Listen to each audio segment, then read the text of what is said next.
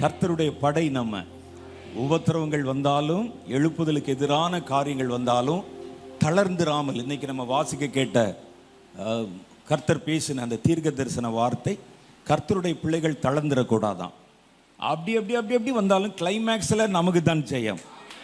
அதில் ஏதாவது சந்தேகம் இருக்கா? நமக்கு ஜெயிப்போமா ஜெயிக்க மாட்டோமா, என்ன நடக்குமோ என்ன நடக்காதோ, 4 ஓட்டில் போயிருமோ 5 மார்க்கில் போயிருமோ, அதெல்லாம் இல்லை. நமக்கு கன்ஃபார்மாக தெரியும் அதுக்கு முன்னால் அப்படியெல்லாம் நடக்கும். கிளைமேக்ஸில் யாருக்கு ஜெயம்? கர்த்தருடைய ஜனம்தான் ஜெயிக்கும்.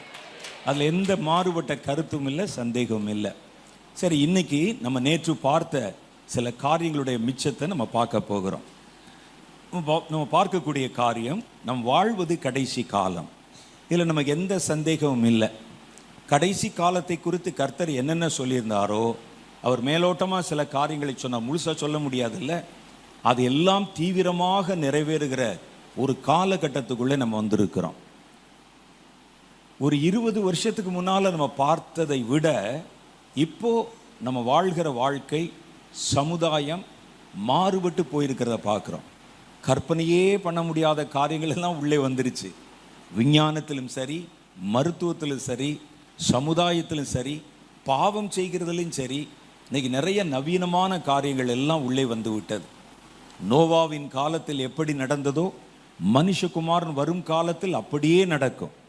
மனுஷர்கள் விற்பதும் கொள்வதும் பெண் கொண்டும் பெண் எடுத்தும் வெள்ளம் தங்களை வாரி கொண்டு போகும் அளவுக்கும் உணராதிருந்தார்கள். பாவம் செஞ்சது மாத்திரம் இல்லை, உணர்வே இருக்காதவனுக்கு. அழிவுக்கு நியமிக்கப்பட்டவன் எப்படி இருப்பானா, உணர்வே இருக்காதவனுக்கு. இப்போ நமக்கு அடுத்து நம்முடைய வாழ்க்கைக்கு பின்னால் என்ன நடக்கும்? சில கர்த்தருடைய பிள்ளைகளை கூட பாருங்க, உணர்வே இருக்காதவனுக்கு. உணர்வை அற்றுப்போக பண்ணுவதுதான் கடைசி காலத்தினுடைய மிகப்பெரிய தந்திரம். உணர்வை அற்றுப்போக வச்சிரும். நம்ம செய்கிறமே இவ்வளவு பெரிய பாவம், நம்ம சந்ததி என்னாகும், எதிர்காலம் என்ன, எதுவுமே பற்றி யோசிக்க மாட்டான். இன்றைக்கு வாழ்க்கை சுகபோகமாக இருக்கணும். இதெல்லாம் கடைசி காலத்தின் அடையாளங்கள். இந்த கடைசி காலத்தை எதிர்கொள்ளுகிற தேவனுடைய பிள்ளைகள் இந்த காலத்தினுடைய சாயலோ, இந்த காலத்தினுடைய நிழலோ, இந்த காலத்தினுடைய கரையோ தங்கள் மேல் பட்டுவிடாமல் தங்களை பாதுகாத்து கொள்ளணும் கர்த்தருடைய பிள்ளைகள். ஏன்னா இந்த கடைசி காலத்தினுடைய முடிவிலே இயேசு மறுபடியும் இந்த பூமிக்கு திரும்ப வந்து விடுவார். அது ஒரு குறைந்த காலம்தான் இந்த கடைசி காலம் இருக்கும். வேதத்தில் நம்ம நேற்று வாசித்தோம், வெளிப்படுத்தல் 22வது அதிகாரத்தில், இனி காலம் செல்லாது, இனி காலம் ரொம்ப நாள் இல்லை, ஆகவே தீர்க்க தரிசனங்களை முத்திரை போட வேண்டாம், எல்லாவற்றையும் பட்டவர்த்தமாய் அவர்களுக்கு, என் ஜனங்களுக்கு வெளிப்படுத்தி சொல்லிருங்க, ஏன்னா இனி காலம் இல்லை என்று கர்த்தர் நமக்கு எச்சரித்து நேற்றைய தினம் சொன்னார். அப்போ இந்த கடைசி காலத்தில் நம்மை சுற்றிலும் இருக்கிற எல்லாம் கரை தான். அதனுடைய நிழல் கூட நம்ம மேலே படாமல் நம்ம பாதுகாப்பாக நம்ம பெற்றுக்கொண்ட ரட்சிப்பை கர்த்தருடைய வருகை வரைக்கும் நம்ம காத்து கொள்ளணும். அப்படின்னு சொன்னால் இந்த காலங்களிலே கர்த்தர் நமக்கு ஒரு விசேஷித்த விதமான அபிஷேகத்தை கொடுத்து நம்மை பாதுகாக்க விரும்புகிறார். ஏன்னா இது நம்முடைய சுய பலத்தில் நடக்காது. சுய பலத்தில் இதெல்லாம் நீங்கள் நிறுத்த முடியாது. அவன் எங்கிருந்தாவது உள்ளே நுழைந்து விடுகிறான். ஒரு காலத்தில் நாங்கள்லாம் கல்லூரியில் படித்த காலத்தில் ஒரு திரைப்படம் பார்க்கணுன்னா, ஒரு சாதாரண ஒரு உதாரணத்தை திரைப்படம் பார்க்கணுன்னா பிளான் பண்ணி குடும்பமாக பேசி சினிமாவுக்கு போவோமான்னு பேசி, நாங்கள் காலேஜை கட்டடிச்சு போகணுன்னா ஒரு வாரம் காஃபி டீ குடிக்கிற காசெல்லாம் சேர்த்து வச்சு கிளாஸில் பொய் சொல்லி மத்தியானம் சைக்கிள் எடுத்துகிட்டு போய் ஒரு திரைப்படம் பார்க்கணும். ரொம்ப ரிஸ்க்கு. திடீர்னு தெரிஞ்ச யாராவது ஒரு ஆள் உட்காந்துருப்பான் முன்னால், வீட்டில் போய் சொல்லிடுவான், காலேஜில் போய் சொல்லிடுவான், பயந்து பயந்து பார்த்தோம். இப்போ அப்படி கிடையாது. வீட்டுக்குள்ளே உட்கார்ந்த இடத்துலையே ஒரு நாளைக்கு 18 படம் 20 படம் வந்துடுது. உள்ள பார்த்துக்கிட்டே இருக்கிறான் 24 மணி நேரம். தலைமாட்டில் தலைக்கு கீழே ஃபோனை வச்சுருப்பாங்க. டாய்லெட் போகும்போது ஃபோனை தூக்கிட்டு போகிறான். அங்கே இதுக்கு ஃபோனுக்கு என்ன வேலை என்று தெரியவில்லை. அது ஃபோனும் கைமாத்தான் இருப்பார்கள். இப்போ பார்த்தீங்கன்னா பாவம் செய்வதற்கு வெளியே எங்கேயும் போக வேண்டாம், வீட்டில் இருந்த இடத்துலையே தவறு செய்து விடலாம். அப்போ இது இவ்வளவு காற்றை போல கடுகி பாவமும் பாவ சுபாவங்களும் உள்ளே நுழைய பிரயத்தனம் படும்போது இந்த நாட்களில் நம்ம எப்படி பாதுகாப்பாக இருக்கணும்? நீங்கள் கடைசி காலத்தினுடைய குணாதிசயத்தில் பிரதானமானது என்னென்னா, தீமைக்கும் இருளுக்கும் அதிகாரம் கொடுக்கப்படும். சாத்தானுடைய பவர் கூடிக்கொண்டே வருவது மாதிரி தெரியும். கர்த்தருடைய பிள்ளைகள் உள்ளே மறைந்திருக்கிற மாதிரி தெரியும். அப்போ எங்கு தொட்டாலும், நீங்கள் கவர்மெண்ட்டில் போனால், ஸ்கூலுக்கு போனால், ஒரு ஆஃபீஸுக்கு போனால், ஒரு பேங்க்குக்கு போனால், எல்லா இடத்திலும் உங்களை விழத்தள்ளுவதற்கு கண்ணி இருக்கும். லஞ்சம் கூடன்னு கேட்பான். எங்கே பார்த்தாலும் அந்த காரியங்கள், இதெல்லாம் நம்ம பார்க்கறது தான். இந்த நாட்களிலே நம்ம பாதுகாப்பாக இருப்பதற்கு கர்த்தர் நமக்கு கடைசி காலத்தில் 4 அபிஷேகத்தை வாக்கு பண்ணி இருக்கிறார். 4 அபிஷேகம். அந்த 4 அபிஷேகம் இதற்கு முன்பாக கொடுக்கப்பட்ட அபிஷேகத்திற்கு ஒப்பானது அல்ல. ஏன்னா அவங்க காலத்தில், புதிய ஏற்பாட்டு காலத்தில் அவர்கள் சந்தித்த பிரச்சனைகள் என்பது வேற, கடைசி காலத்தில் நாம் சந்திக்கிற பிரச்சனைகள் என்பது வேற. அந்த நாட்களில் மிரட்டுவாங்க, அவனை கொன்று போட்டு விடுவான். ஆனால் இங்கே அப்படி இல்லை. சாகவும் முடியாது, வாழவும் முடியாது. சாது சுந்தர் சிங் என்பவர் சொல்லுவார், அவர் அந்த 18வது நூற்றாண்டினுடைய 19ஆம் நூற்றாண்டு துவக்கத்தில் வாழ்ந்தவர். அவர் சொல்லுவார், கிறிஸ்துவுக்கு ஒருவன் மரிப்பது எளிது, செத்து போகிறது ரொம்ப ரொம்ப ஈஸி. ஆனால் கிறிஸ்துவுக்கு வாழ்வது தான் கஷ்டம். கிறிஸ்துவுக்கு சாட்சியாக வாழ்கிறோம் பாருங்க, அதான் கஷ்டம். சாகிறது என்ன, ஒரு நிமிஷம், ஒரு 10 செகண்ட் துடிச்சு அதோட அவனுடைய உயிர் போயிடும். ஆனால் உயிரோடு வாழ்றது இருக்கு பாருங்க, அவருக்கு சாட்சியா தினம் செத்து செத்து பிழைக்கணும் என்பார். அப்போ இந்த கடைசி காலத்தில் நம்ம சந்திக்கக்கூடிய பிரச்சனைகள் கொன்று விடுவதில்லை, நம்மை அணு அணுவா நம்மை விழத்தள்ளுவதற்கு சித்திரவதை பண்ணி கொண்டே இருக்கும். எங்கே போனாலும் அடைக்கப்பட்ட கதவுகள், அடைக்கப்பட்ட வாசல்கள். கர்த்தருடைய பிள்ளைகள் பரிசுத்தமாய் வாழ்வதற்கு எந்த வழிமுறையும் இருக்காது. இப்போ எல்கேஜி யூகேஜிக்கு பிள்ளைகளை கூட பாதுகாப்பாக அனுப்பி வைக்க முடியல. ஸ்கூலில் பார்த்தீங்கன்னா பாவம் இருக்கிறது. நம்ம பிள்ளைகளை பொத்தி பொத்தி வச்சிருந்து சில்ட்ரன் மினிஸ்ட்ரிலாம் கொடுத்து நம்ம பிள்ளைகளுக்கு பாட்டெல்லாம் சொல்லி கொடுத்து அனுப்பியிருப்போம். அந்த பிள்ளை உள்ளே போய் ஸ்கூலில் உட்காரும், பக்கத்தில் இருக்கிற பிள்ளை அது ஃபோன் எடுத்து காட்டும், பார்த்தியா இந்த ஒரு படத்தை பார்த்தியான்னு காட்டும். நம்முடைய பிள்ளைகள் வெளியே போய்விட்டு பத்திரமா திரும்பி வரக்கூட இன்னைக்கு வழி இல்லை. ஆகவே கர்த்தர் என்ன செய்கிறார், தம்முடைய பிள்ளைகளுக்கு கடைசி காலத்தில் இதுவரைக்கும் கொடுத்தறியாத விசேஷமான வரங்கள் நிறைந்த 4 அபிஷேகங்களை வாக்கு பண்ணி இருக்கிறார். இன்னும் சில அபிஷேகங்கள் இருக்கும், அதை பற்றி கர்த்தர் பின்னாட்களை நமக்கு வெளிப்படுத்துவார். முதல் அபிஷேகம் பாருங்க, தீர்க்க தரிசன அபிஷேகம், the prophetic anointing. அது விசேஷமாய் கடைசி நாளுக்கென்றே வைக்கப்பட்டிருக்கிறது. யோவேல் தீர்க்கதரிசியின் புஸ்தகம் 2வது அதிகாரம் 28, 29 ஆகிய வசனங்களை சொல்றாங்க. இதற்கு பிறகு மாம்சமான யாவர் மேலும் நான் என் ஆவியை ஊற்றுவேன், அப்பொழுது உங்கள் குமாரரும் உங்கள் குமாரத்திகளும் தீர்க்க தரிசனம் சொல்லுவார்கள், உங்கள் மூப்பர்கள் சொப்பனங்களையும் உங்கள் வாலிபர்கள் தரிசனங்களையும் காண்பார்கள். என் ஊழியக்காரர்கள் மேலும் ஊழியக்காரிகள் மேலும் அந்நாட்களிலே என் ஆவியை ஊற்றுவேன், அவர்களும் தீர்க்க தரிசனம் சொல்லுவார்கள் என்று எழுதப்பட்டிருக்கு. இது யோவேல் சொன்ன காலத்தில் இஸ்ரவேலர்கள், அந்த ஜனங்கள் ஏற்றுக்கொள்ளுகிற ஒரு வார்த்தை அல்ல. ஏன்னா அந்த காலத்தில் அபிஷேகம் என்பது எல்லாருக்கும் பொதுவானது அல்ல. எல்லாரையும் எல்லாம் கர்த்தர் அபிஷேகம் பண்ண மாட்டார். ஒருவனை கர்த்தர் அபிஷேகம் பண்ணணும்னா அவன் முதல்ல இஸ்ரவேல் கோத்திரத்தில் ஒன்றை சேர்ந்தவனாக இருக்கணும். எப்போ? யோவேல் தீர்க்க தரிசனம் உரைத்த காலத்தில். அபிஷேகம் எல்லாருக்கும் உரியதல்ல. அப்போ அவன் இஸ்ரவேல் கோத்திரத்தில் ஒரு ஆள் மேலே தான் இருக்கு, ஒரு கோத்திரத்தெல்லாம் இருக்கணும். புறஜாதிகள் அபிஷேகத்தை நினைச்சு கூட பார்க்கக்கூடாது. அது எவ்வளோ காலம் நீடித்தது அப்படின்னா புதிய ஏற்பாட்டு காலம் வரைக்கும் நீடித்தது. பேதுருக்கு இது தெரியாம இவர் என்ன செய்கிறார், கர்த்தரை அறியாத புறஜாதிகளுக்கு நடுவில் சுவிசேஷம் அறிவித்து கர்த்தரை பற்றி பேசின போது, ஜெபம் பண்ணின போது அவர்கள் மேலே இதே மாதிரி அபிஷேகம் இறங்குது. அவருக்கு ஆச்சரியம், என்னடா இது, நம்ம இஸ்ரவேலர்கள், நம்மெல்லாம் யூதர்கள், நம்ம மேலே தான் அபிஷேகம் இறங்கும், இவங்க மேலே இறங்குதே அப்படின்னு நினச்சிட்டு பிரமிப்போடு போகிறார். அங்கே இருக்கிற சீஷர்கள் இவரோட சண்டைக்கு வந்துட்டாங்க. புறஜாதிகள் நடுவில் எப்படி நீ போய் அவங்க வீட்டில் சாப்பிட்ட, அவங்க வீட்டில் எப்படி கை கழுவுன? அப்போ இவர் ஆச்சரியத்தோடு சொல்லுகிறார், கை கழுவுன்னு சாப்பிட்டதை விடுங்க, நம்ம மேலே பரிசுத்த ஆவியானவர் இறங்கின மாதிரியே அவர்கள் மேலும் இறங்கினதை பார்த்தேன்னு சொன்னார்.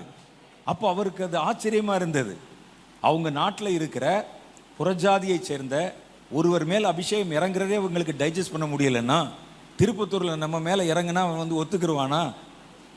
அப்போ யோவேல் காலத்தில் நீங்கள் யோசிச்சு பாருங்க, யோவேல் காலத்துல முதல்ல பரிசுத்தாவின் அபிஷேகத்தை பெற வேண்டுமானால் நீங்கள் இஸ்ரவேல் கோத்திரத்தில் ஒன்றை சேர்ந்தவர்களாக இருக்கணும், மஸ்ட். ரெண்டாவது, கோத்திரத்தில் நீங்க இருந்தாலும் உங்களை கர்த்தர் அபிஷேகம் பண்ண மாட்டாரு. அதுல கர்த்தருக்கு ஊழியம் செய்யறதுக்கு விசேஷமாய் நீங்கள் தேர்வு பெற்றிருக்கணும். அவங்களத்தான் கர்த்தர் அபிஷேகம் பண்ணுவார். வந்தவன் நின்றவன் போனவன் எல்லாரையும் அபிஷேகம் பண்ண மாட்டாங்க. அதுலயும் கர்த்தருக்கு ஊழியம் செய்யணும். ஒருவன் தீர்க்கதரிசியா இருக்கணும் அப்படின்னா தீர்க்கதரிசி, தீர்க்கதரிசியின் புத்திரர்கள், இவ்வளவுதான். மற்ற எல்லாம் பொது ஜனங்களுக்கு இந்த அபிஷேகம் உரிதானது அல்ல. இந்த நேரத்தில் திடீர்னு ஒரு குண்டை போடுறாரு. யூதர்கள் இஸ்ரவேலர்கள் இதை கவனிக்கல. கவனிச்சிருந்தான்னா அவ்வளவுதான், யோவேலை கொலையே பண்ணியிருப்பானுங்க. யோவேல் ஒரு சின்ன தீர்க்கதரிசி. அவர் அந்த சொல்லும் போது ரொம்ப பேர் இதை கவனித்திருக்க மாட்டார்கள். ஆனால் யோவேல் சொல்லுகிறார், ஒரு காலம் வருகிறது, அந்த காலத்துல மாம்சமான யாவர் மேலும். மாம்சமான யாவர் மேலும் என்ன அர்த்தம்? ரோட்ல வந்தவன் நின்னவன் போனவன் அபிஷேகம் பண்றது இல்ல. இஸ்ரவேலர்களை மாத்திரம் நினைச்சீங்களா? அது இல்லாம மாம்சமா இருக்கிற கர்த்தரை தேடுகிற எவன் மேலும் இந்த அபிஷேகம் வரப்போகுது. அது அவர்களுக்கு தெரியாது. தெரிஞ்சிருந்தா கேள்வி கேட்டிருப்பான், அது எப்படியா வரும், நம்ம தானே கர்த்தருடைய ஜனம் அப்படின்னு கேட்டிருப்பாங்க. அவர் சொல்லுகிறார், மாம்சமான யாவர் மேலும். ஒருவன் கர்த்தரால தேடுகிறவன், கர்த்தரை தேடுகிறவன், அவன் எங்கே இருந்தாலும் சரி, எந்த இனத்தில் இருந்தாலும் சரி, மாம்சத்தில் இருக்கிற ஒருவன், அவனை கர்த்தர் அபிஷேகம் பண்ணுகிற ஒரு காலம் வருகிறது. அந்த நாட்கள்ல உங்கள் குமாரர்களும் குமாரத்திகளும் தீர்க்க தரிசனம் சொல்லுவார்கள். குமாரர் குமாரத்தினா யாருன்னு கேட்டா குழந்தைகளை பற்றி எழுதியிருக்கிறது. ஏன்னா அடுத்து வாலிபர்களை பற்றின வார்த்தை வருது. உங்கள் வாலிபர்கள் தரிசனம் காண்பார்கள் வருது. அப்ப குமாரர் குமாரத்தி என்பது வாலிபர்கள் அல்ல, குழந்தைகள். குழந்தை தீர்க்க தரிசனம் சொல்றது இப்பவே நம்ம ஒத்துக்கிற மாட்டோம். நம்ம காலத்துல கூட ஒரு சர்ச்சில் இப்பெல்லாம் நம்ம பேசும்போது சபையில் நாங்கள்லாம் ஜெபம் பண்ணுறோம். குழந்தைகள் எல்லாம் வெளியே அனுப்பி அவங்களுக்கு மிட்டாய் கொடுத்து கைதட்டு, கை நோடி, கண்ணடி அப்படின்னு சொல்லி பாட்டு சொல்லி கொடுத்து ஆக்ஷன் சொல்லி கொடுத்து அனுப்பிடுவோம். பிள்ளைகளுக்கு இதெல்லாம் ஒன்றும் புரியாதுன்னு நினைப்போம். ஆனால் வேதம் சொல்லுது, உங்கள் பிள்ளைகளை நீங்கள் அப்படி வச்சுருந்தீங்களே, அவனுடைய வாயை கர்த்தர் திறக்க போகிற ஒரு காலம் வருகிறது. உங்கள் குமாரர்களும் உங்கள் குமாரத்திகளும் தீர்க்க தரிசனம் உரைப்பாங்க. ஏன்னா ஒருவேளை உரைத்தால் பிள்ளைகள் எப்படி தீர்க்க தரிசனம் பேசுவாங்க நீங்கள் கேட்டக்கூடாதுங்கிறதுக்காக கர்த்தர் பைபிளில் ஒரு உதாரணத்தை வச்சிருக்கிறார். சின்ன சாமுவேலை கர்த்தர் அழைத்து தேசத்தில் நடக்க போகிற பயங்கரத்தை குறித்து பேசுகிறார். அங்கே ஏலி இருக்கிறார். ஏலி சரீரம் ஸ்தூலித்தவர்னு போட்டிருக்கு. ஸ்தூலித்தவர்னா ரொம்ப குண்டா ஒரு மாதிரி ஒபிசிட்டி வந்த ஆள், வயிறும் தைரியமா உட்கார்ந்துருப்பார். அவர் கர்த்தரால் அழைக்கப்பட்டவர். அவரிடத்திலே கர்த்தர் பேசல. அவருக்கு பிள்ளைகள் இருக்கிறாங்க, இடிதடியர்கள் போல. அப்படி ஒரு ஒரு முக்கூறு உள்ள திரிசூலத்தை வச்சுட்டு கறி எங்க வந்தாலும் குத்தியை தூக்கிட்டு போயிடுவான். அவங்கிட்ட பேசல கர்த்தர். ஒரு குழந்தை இடத்துல கர்த்தர் பேசி வரப்போகிற காரியங்களை வெளிப்படுத்தி பேசினார். அதுக்கு பிறகு கர்த்தர் யார்கிட்டையும் சின்ன குழந்தைகிட்ட பேசல. ஏன் இதை நமக்கு முன் அடையாளமா வச்சிருக்கிறார்னா, கடைசி நாட்கள்ல ஒரு காலம் வருகிறது, பிள்ளைகளுக்கு இந்த அபிஷேகம் உரியதல்ல என்று நீங்கள் நினைத்திருந்ததை கர்த்தர் உடைத்து உங்கள் பிள்ளைகளின் வாயை கர்த்தர் திறக்க போகிறார். சங்கீத புஸ்தகத்தில் ஒரு வார்த்தை சொல்லுதே, கர்த்தர் பழிகாரனையும் சதிகாரனையும் அடக்கி போட பாலகருடைய வாயிலே பெலன் உண்டாக்கினார். அப்ப குழந்தைகளுடைய வாயில இருந்து வருகிற இந்த தீர்க்க தரிசன வார்த்தைகள் பழிகாரனையும் சதிகாரனையும், யார சாத்தான அடக்கி போடுகிற விரற்ற வார்த்தை வருமா. உங்க பிள்ளைகள் குழந்தை தீர்க்க தரிசனம் உரைக்கும் போது சாத்தான் அடங்கி போவான். தாவீது எப்படி மியூசிக் வாச உடனே பிசாசவனை விட்டு துரத்துண்டு ஓடி போனதோ, ஒரு தடவை துரத்தின உடனே பார்த்தீங்கன்னா தாவீதை எங்கே பார்த்தாலும் பிசாசு ஓடிடும். அவர் விரட்டலாம் வேண்டியதில்லை, வாசிக்க வேண்டிய ஒரு தடவை ஜெயிச்ச உடனே. எப்படி சொல்றீங்கன்னு நீங்க கேட்பீங்க. பாருங்க, சவுலுக்கு தாவீது மேல கோபம். இவனை எப்படியாவது கொன்று ஒழிச்சிடணும், எங்க வீட்டு வரைக்கும் வந்துட்டான் ஐயா, இவனை கௌரவ கொலையாவது பண்ணால் என்ன, ஒரு வேலைக்காரனா இருக்க வேண்டியவன் வீட்டில் எங்க மகளை கல்யாணம் பண்ணி இப்படி ஏமாத்தி இப்படிலாம் சவுல் கொன்றது 1000, தாவீது கொன்ற 10,000 சொல்ல வச்சுட்டானே, இவனை விடக்கூடாது என்று சொல்லி கொல்லுவதற்காக ஈட்டி எடுத்துக்கொண்டு ஒரு படையை திரட்டி கொண்டு விரட்டிக்கிட்டே போறார். தாவீதுக்கு ஒன்றும் புரியல. ஒரு மிலிட்ரி நம்மை துரத்துகிற அளவுக்கு நம்ம என்ன பாவம் பண்ணோம் அப்படின்னு சொல்லி அவர் தப்பிச்சு ஓடி போகிறார். ஓடி போய் ஒரு இடத்துல ஒளிஞ்சிருக்கிறார். ஒளிஞ்சிருக்கும் போது தாவீது அங்கே இவர் நித்திரையா இருக்கிறார். சவுல் நித்திரையா இருக்கிறாரு. இவர் விரட்டி வந்ததே தாவீதை பிடிச்சி கொல்லணும் என்பதற்காக. அந்த நேரத்தில் தாவீது பார்க்கிறார், இவர் தூங்கி கொண்டிருக்கிறார். அப்புறம் அவர் அந்த கழிப்பறைக்கு போவதற்காக போகிறார். அப்பொழுது அவருடைய வஸ்திரத்தை அவரை தெரியாமலே அறுத்து எடுத்துக்கொள்கிறார் தாவீது. அப்புறம் போகும்போது எங்கே தாவீதை தேடுங்கன்னு சொல்லும்போது சொல்லுகிறார், பாருங்க உங்களுடைய மரணம் என் கையில் இருந்தது, நீ கர்த்தரால் அபிஷேகம் பண்ணப்பட்டவன் என்கிறதுனால உன்னை கொல்லாம நான் விட்டேன், உங்களுடைய வஸ்திரம் பார்த்தீங்களா என் கையில் இருக்கு. உடனே பாருங்க, அவ்வளோ கொல்றதுக்காக இராணுவத்தை கூட்டி வந்த ஆளு, என் மகனாகிய தாவீதே உன் சத்தம் இல்ல அப்படின்னு சொல்லி 2 பேரும் கட்டி சேர்ந்து தழுவி அப்படியே ஒருவரை ஆற தழுவி முத்தமிட்டு, மகனேன்னு இவர் சொல்ல, அவர் தகப்பனேன்னு சொல்ல 2 பேர் பிரிஞ்சு போனாங்க. பிரிஞ்சு கொஞ்சம் தூரம் போன உடனே தாவீதை விடக்கூடாதுங்க. இவ்வளவு நேரம் தாவீதை தானங்க பிடிச்சிக்கிட்டு இருந்தீங்கன்னு. அப்படியா, தாவீதை மறுபடியும் துரத்தும் வாருங்கள், உடனே படையை திருப்பி கொண்டு வருங்க. பார்த்துருந்தீங்க ஏன் அப்படி நடந்தது அப்படின்னு கேட்டா, முதல்ல தாவீது அவனை துரத்தும்படிக்கு ஏவினது உள்ளே இருந்த பிசாசு. தாவீதை பார்த்த உடனே அந்த பிசாசு ஓடிடுச்சு. இப்ப சவுல் மாத்திரம் நிற்கிறான். சவுலுக்கு தாவீது மேல கோபம் இல்லை, அந்த பிசாசுக்கு தான் தாவீது மேல கோபம். அது விலகின உடனே என் மகனே, என் மகனாகிய தாவீது. எத்தனை சந்தர்ப்பத்தில் பாருங்க, நேருக்கு நேர் தாவீதை பார்த்தால் மகனேன்றுவாரு. அவன் கொஞ்சம் போக திரும்பின உடனே விடக்கூடாது தாவீதை. பக்கத்தில் இருக்கவனுக்கு என்ன மென்டல், அவன் நம்ம சும்மா இருக்கிறவனை படையை திரட்டிட்டு வாடா அவனை போய் பிடிப்போம் என்று சொல்லி விரட்டிட்டு வந்துட்டு கையில் கிடைச்ச ஆளை விட்டுட்டு இப்போ மறுபடியும் தாவீதை அப்படி தாவீதை விடக்கூடாது தேடுவோன்னு வர்றானே. அதனுடைய ரகசியம் நமக்கு தான் தெரியும். தாவீதை தேடினது பிசாசு. ஆனா தாவீதை நேரா பார்த்த உடனே தாவீது ஜெபம் பண்ணல, பிசாசை போன்னு சொல்லல, மியூசிக் எடுத்து வாசிக்கல, முகத்தை பார்த்த உடனே பிசாசு ஓடி விட்டது. நாளைக்கு அப்படிதான் உங்களுக்கு நடக்கும். நீங்க ஒன்னும் சொல்லவே வேண்டாம், உன்னை பார்த்தாலே ஓடிரும், கொல்லணும்னு வரும், உன் முகத்தை பார்த்தா ஓடிரும். கர்த்தர் அப்படிப்பட்ட வல்லமையினால் உங்களை நிரப்புவார். ஒரு தடவை நீங்க ஜெயிச்சிட்டீங்கன்னா உங்களை பார்த்தாலே அது பயந்து விடும், அவ்வளவுதான். நீங்கள் பெற்ற ஜெயம் என்பது நிரந்தரமான ஜெயம், ஒவ்வொரு முறையும் நமக்கு கிடைக்கிற ஜெயம். அப்ப கர்த்தருடைய வேதம் சொல்லுது, மாம்சமான யாவர் மேலும் என் ஆவியை ஊற்றுவேன், உங்கள் குமாரரும் குமாரத்திகளும் தீர்க்க தரிசனம் உரைப்பார்கள்.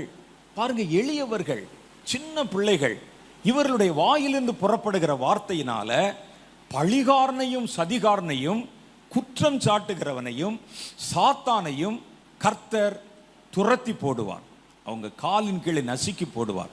பிள்ளைகள், அதற்காக பிள்ளைகளுடைய வாயில, பாலகருடைய வாயிலே பெலன் உண்டாக்கினீர் அப்படின்னு தாவீது சொல்ல, சங்கீதம் சொல்லு.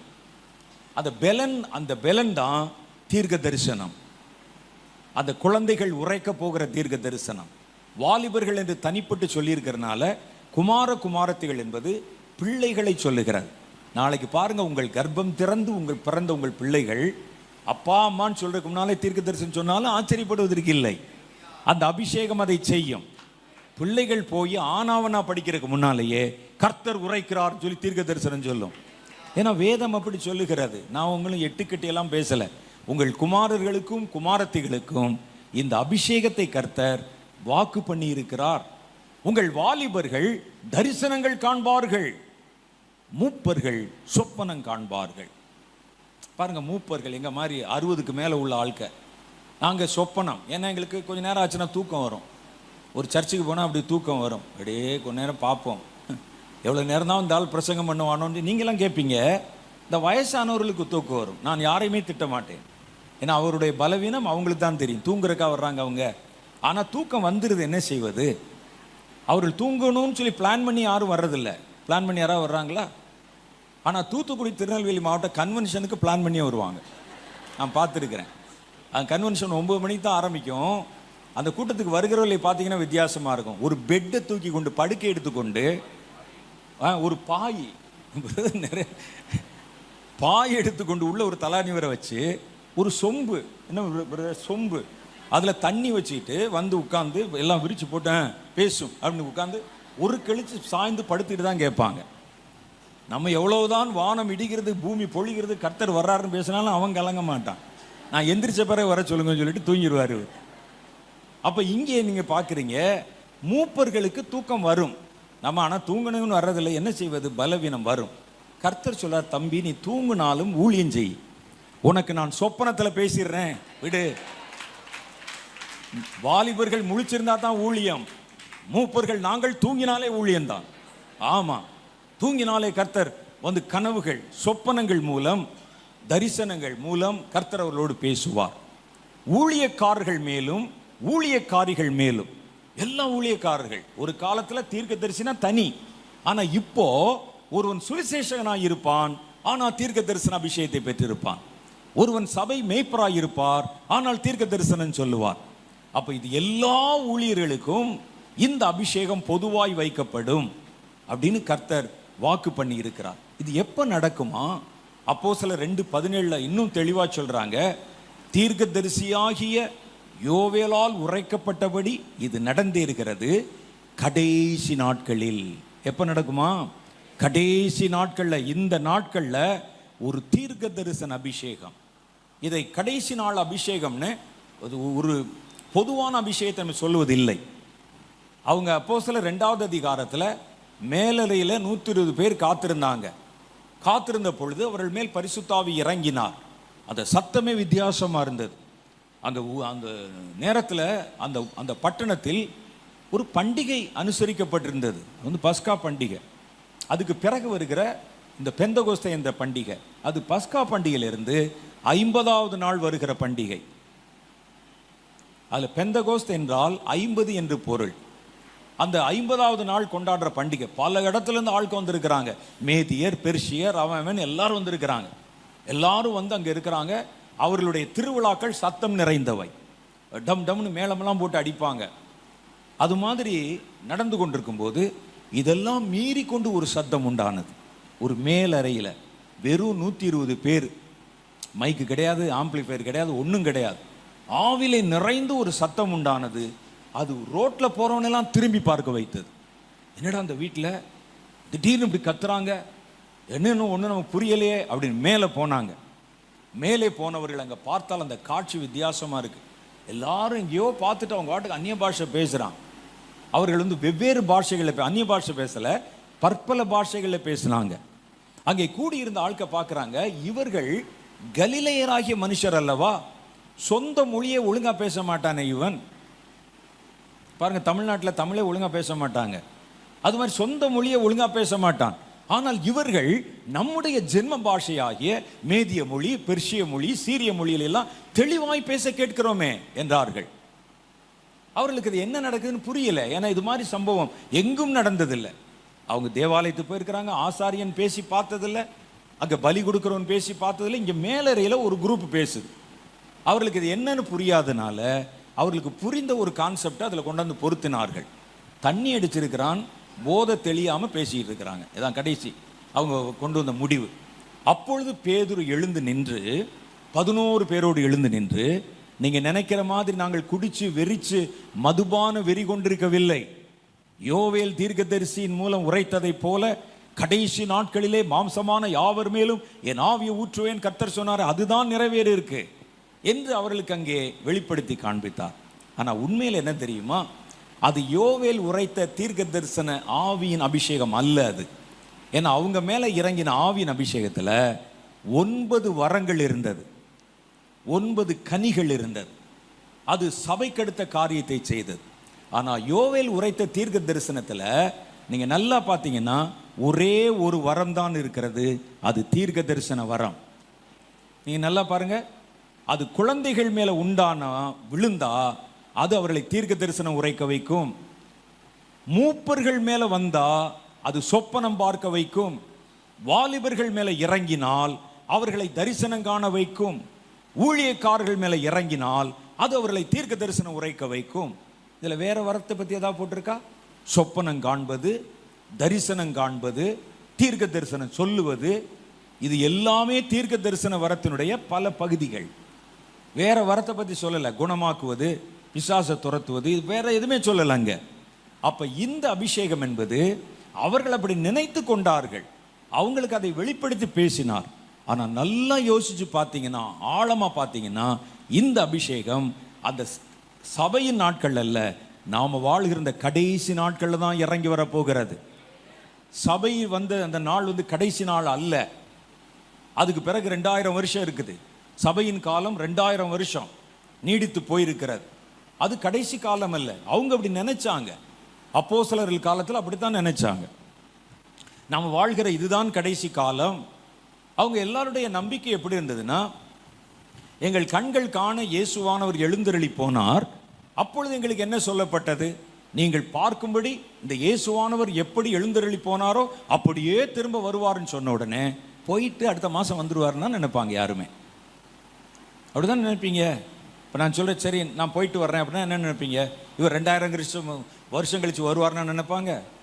நாம் வாழ்கிற இந்த காலத்திலேயே அவர் வந்து விடுவார் என்று தான் எல்லாரும் நினைத்து கொண்டிருந்தார்கள்.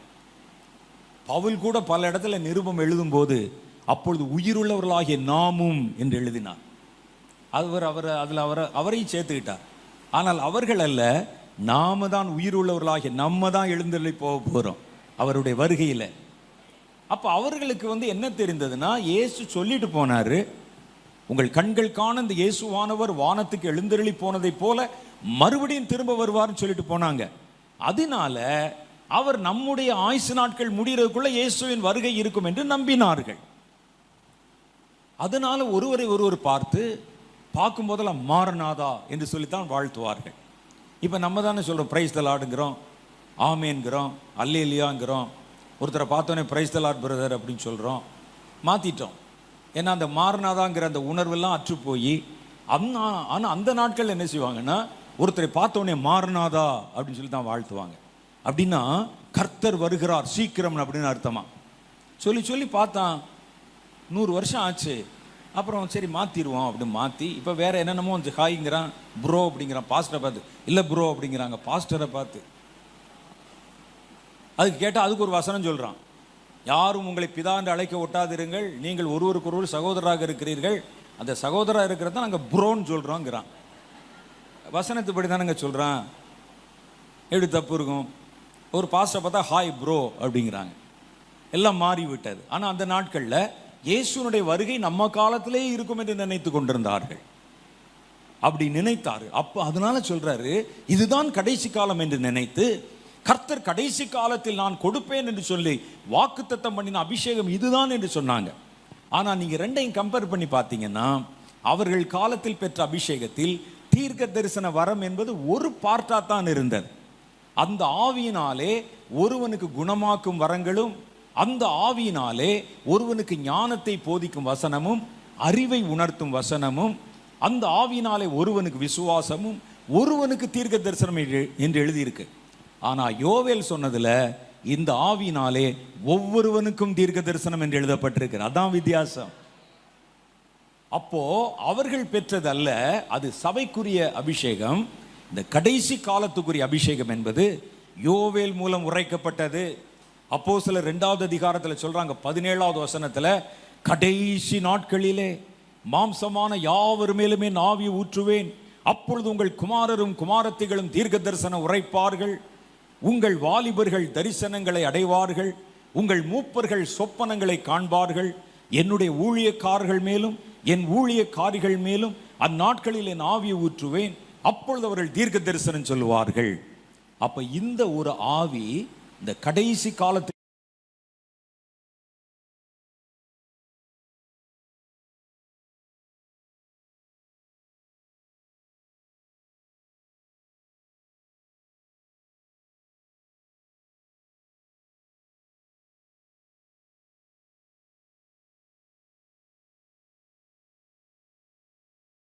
நம்ம வாழ்வது கடைசி காலமாயிருந்தா இந்த காலத்துல தான் அந்த அபிஷேகம் இறங்கணும்.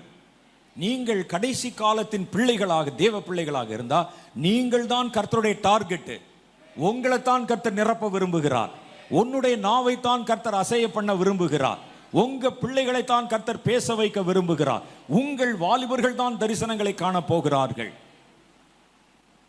அப்ப கடைசி காலம் இது என்பது உண்மைன்னா, கடைசி காலத்தின் தேவனுடைய பிள்ளைகள் நீங்கள் என்பது உண்மைன்னா, கர்த்தர் சொன்ன இந்த வசனம் உங்களை தான் டார்கெட் பண்ணுகிறது, மறந்துடாதீங்க. இது உங்களுக்கு தான் சொல்லுது. அல்லது இன்னொரு காலம் நம்ம காத்திருக்கணுமா? இன்னொரு 100 வருஷம் 150 வருஷம் நடக்கிறத பார்த்தா எந்த நேரத்திலும் உலகம் முடிஞ்சிருமோன்னு விஞ்ஞானிகளே பயப்படுறாங்க. இப்போ அந்த அளவிற்கு பாவமும் தீமையும் பெருகின காலம். அடுத்த ஒரு காரியம் பாருங்க, இன்னொரு அபிஷேகம். முதல்ல மேலோட்டமா பார்த்துருவோம், அப்புறம் இந்த தீர்க்க தரிசன அபிஷேகத்தை குறித்து விளக்கமா நம்ம பார்க்க போகிறோம். அடுத்த காரியம் பாருங்க, ஜெப ஆவி. கடைசி நாட்கள்ல கர்த்தர் நமக்கு ஊற்ற வேண்டிய ஒரு ஆவி ஜெப ஆவி. ஏன் அப்படின்னு கேட்டா, கடைசி நாட்கள்ல நம்ம பண்ணுகிற ஜெபத்திற்கும் சபையின் காலத்துல நம்ம பண்ண ஜெபத்திற்கும் பழைய ஏற்பாட்டு காலத்துல பக்தர்கள் பண்ண ஜெபத்திற்கும் வித்தியாசம் உண்டு. பழைய ஏற்பாட்டு காலத்துல பார்த்தீங்கன்னா ரொம்பலாம் யாரும் ஜெபம் பண்ண மாட்டாங்க. நம்ம மாதிரி 12 மணி நேரம் ஃபாஸ்டிங் பிரேயர், 24 மணி நேரம் ஃபாஸ்டிங், இப்படிலாம் யாரும் ஜெபம் பண்ண மாட்டாங்க. பழைய ஏற்பாட்டில் பாருங்களேன், ஏதாவது 1-2 பேர் போகிற வழியில் கர்த்தாவே எங்களை சந்தித்தருளும்பாங்க. தாவீது மாதிரி 1-2 ஆட்கள், மற்றவெல்லாம் போய் அவங்க வாட்டு வேலை செய்வாங்க. புதிய ஏற்பாட்டு காலத்தில் வேறு விதமான ஜெபங்கள். சபையில் நம்ம ஜெபம் பண்ணுவோம், நம்ம வாழ்ந்த காலத்திலே நம்ம ஜெபம் பண்ணுகிறோம், வித்தியாசமான ஜெபம். ஆனால் கடைசி காலம் என்பது ஜெபிக்க வேண்டிய காலம். ஜெபந்தான் முக்கியம்.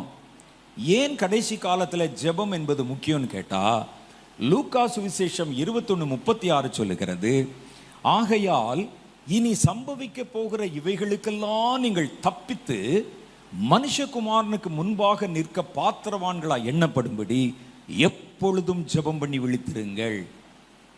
அதுல 2 விஷயத்துக்காக ஜெபம் பண்ணணும்னு சொல்றார். என்ன தெரியுமா? முதல்ல இந்த கடைசி காலத்துல நடக்க போகிற பொல்லாத நிகழ்வுகளுக்கு நீங்கள் தப்பணும்.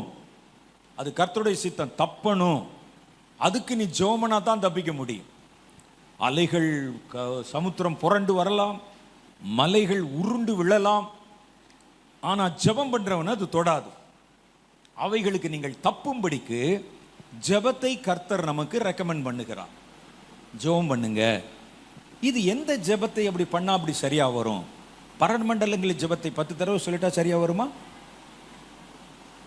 கர்த்தர் ஜெபம் பண்ண சொல்லி இருக்கிறார். பரமண்டலங்களில் இருக்கிற எங்கள் பிதாவை, கர்த்தர் அதை தான் நமக்கு சொல்லி கொடுத்தார், வாங்க எல்லாரும் சேர்ந்து 10 முறை ஜெபம் பண்ணுவோம். அல்லது வேற ஏதாவது அந்த மாலைகளை வச்சு ஜெபம் பண்ணா அது நம்ம கேட்குமா? 150 மாலை சொல்லலாம் சரியா வந்துருமா?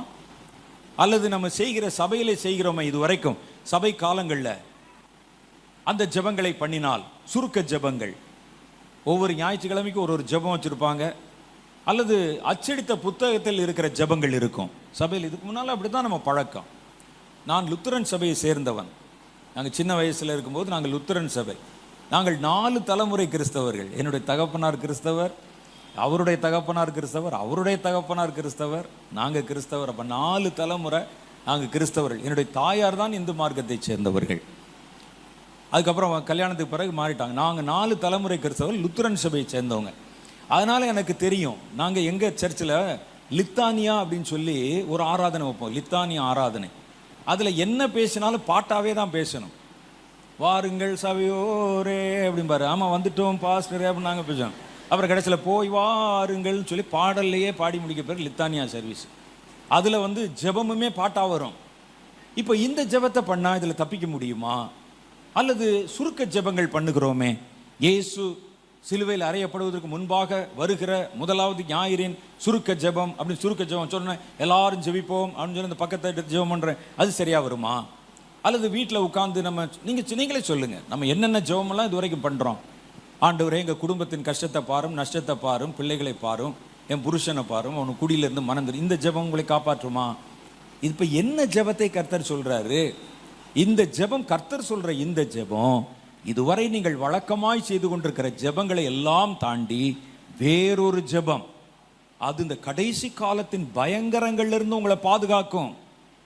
இந்த கல் விழுகிறதெல்லாம் கூட விட்டுருங்க. கல் விழுகிறது, மண்ணு விழுகுது, சமுத்திர அலைகள் முழக்கமா இருக்குது, கொள்ளை நோய் வருது, பஞ்சம் வருது, அதுல இருந்து காப்பாத்துறது மாத்திரம் இல்லை, கடைசி காலத்துல வேறொரு காரியம் நடக்கும்.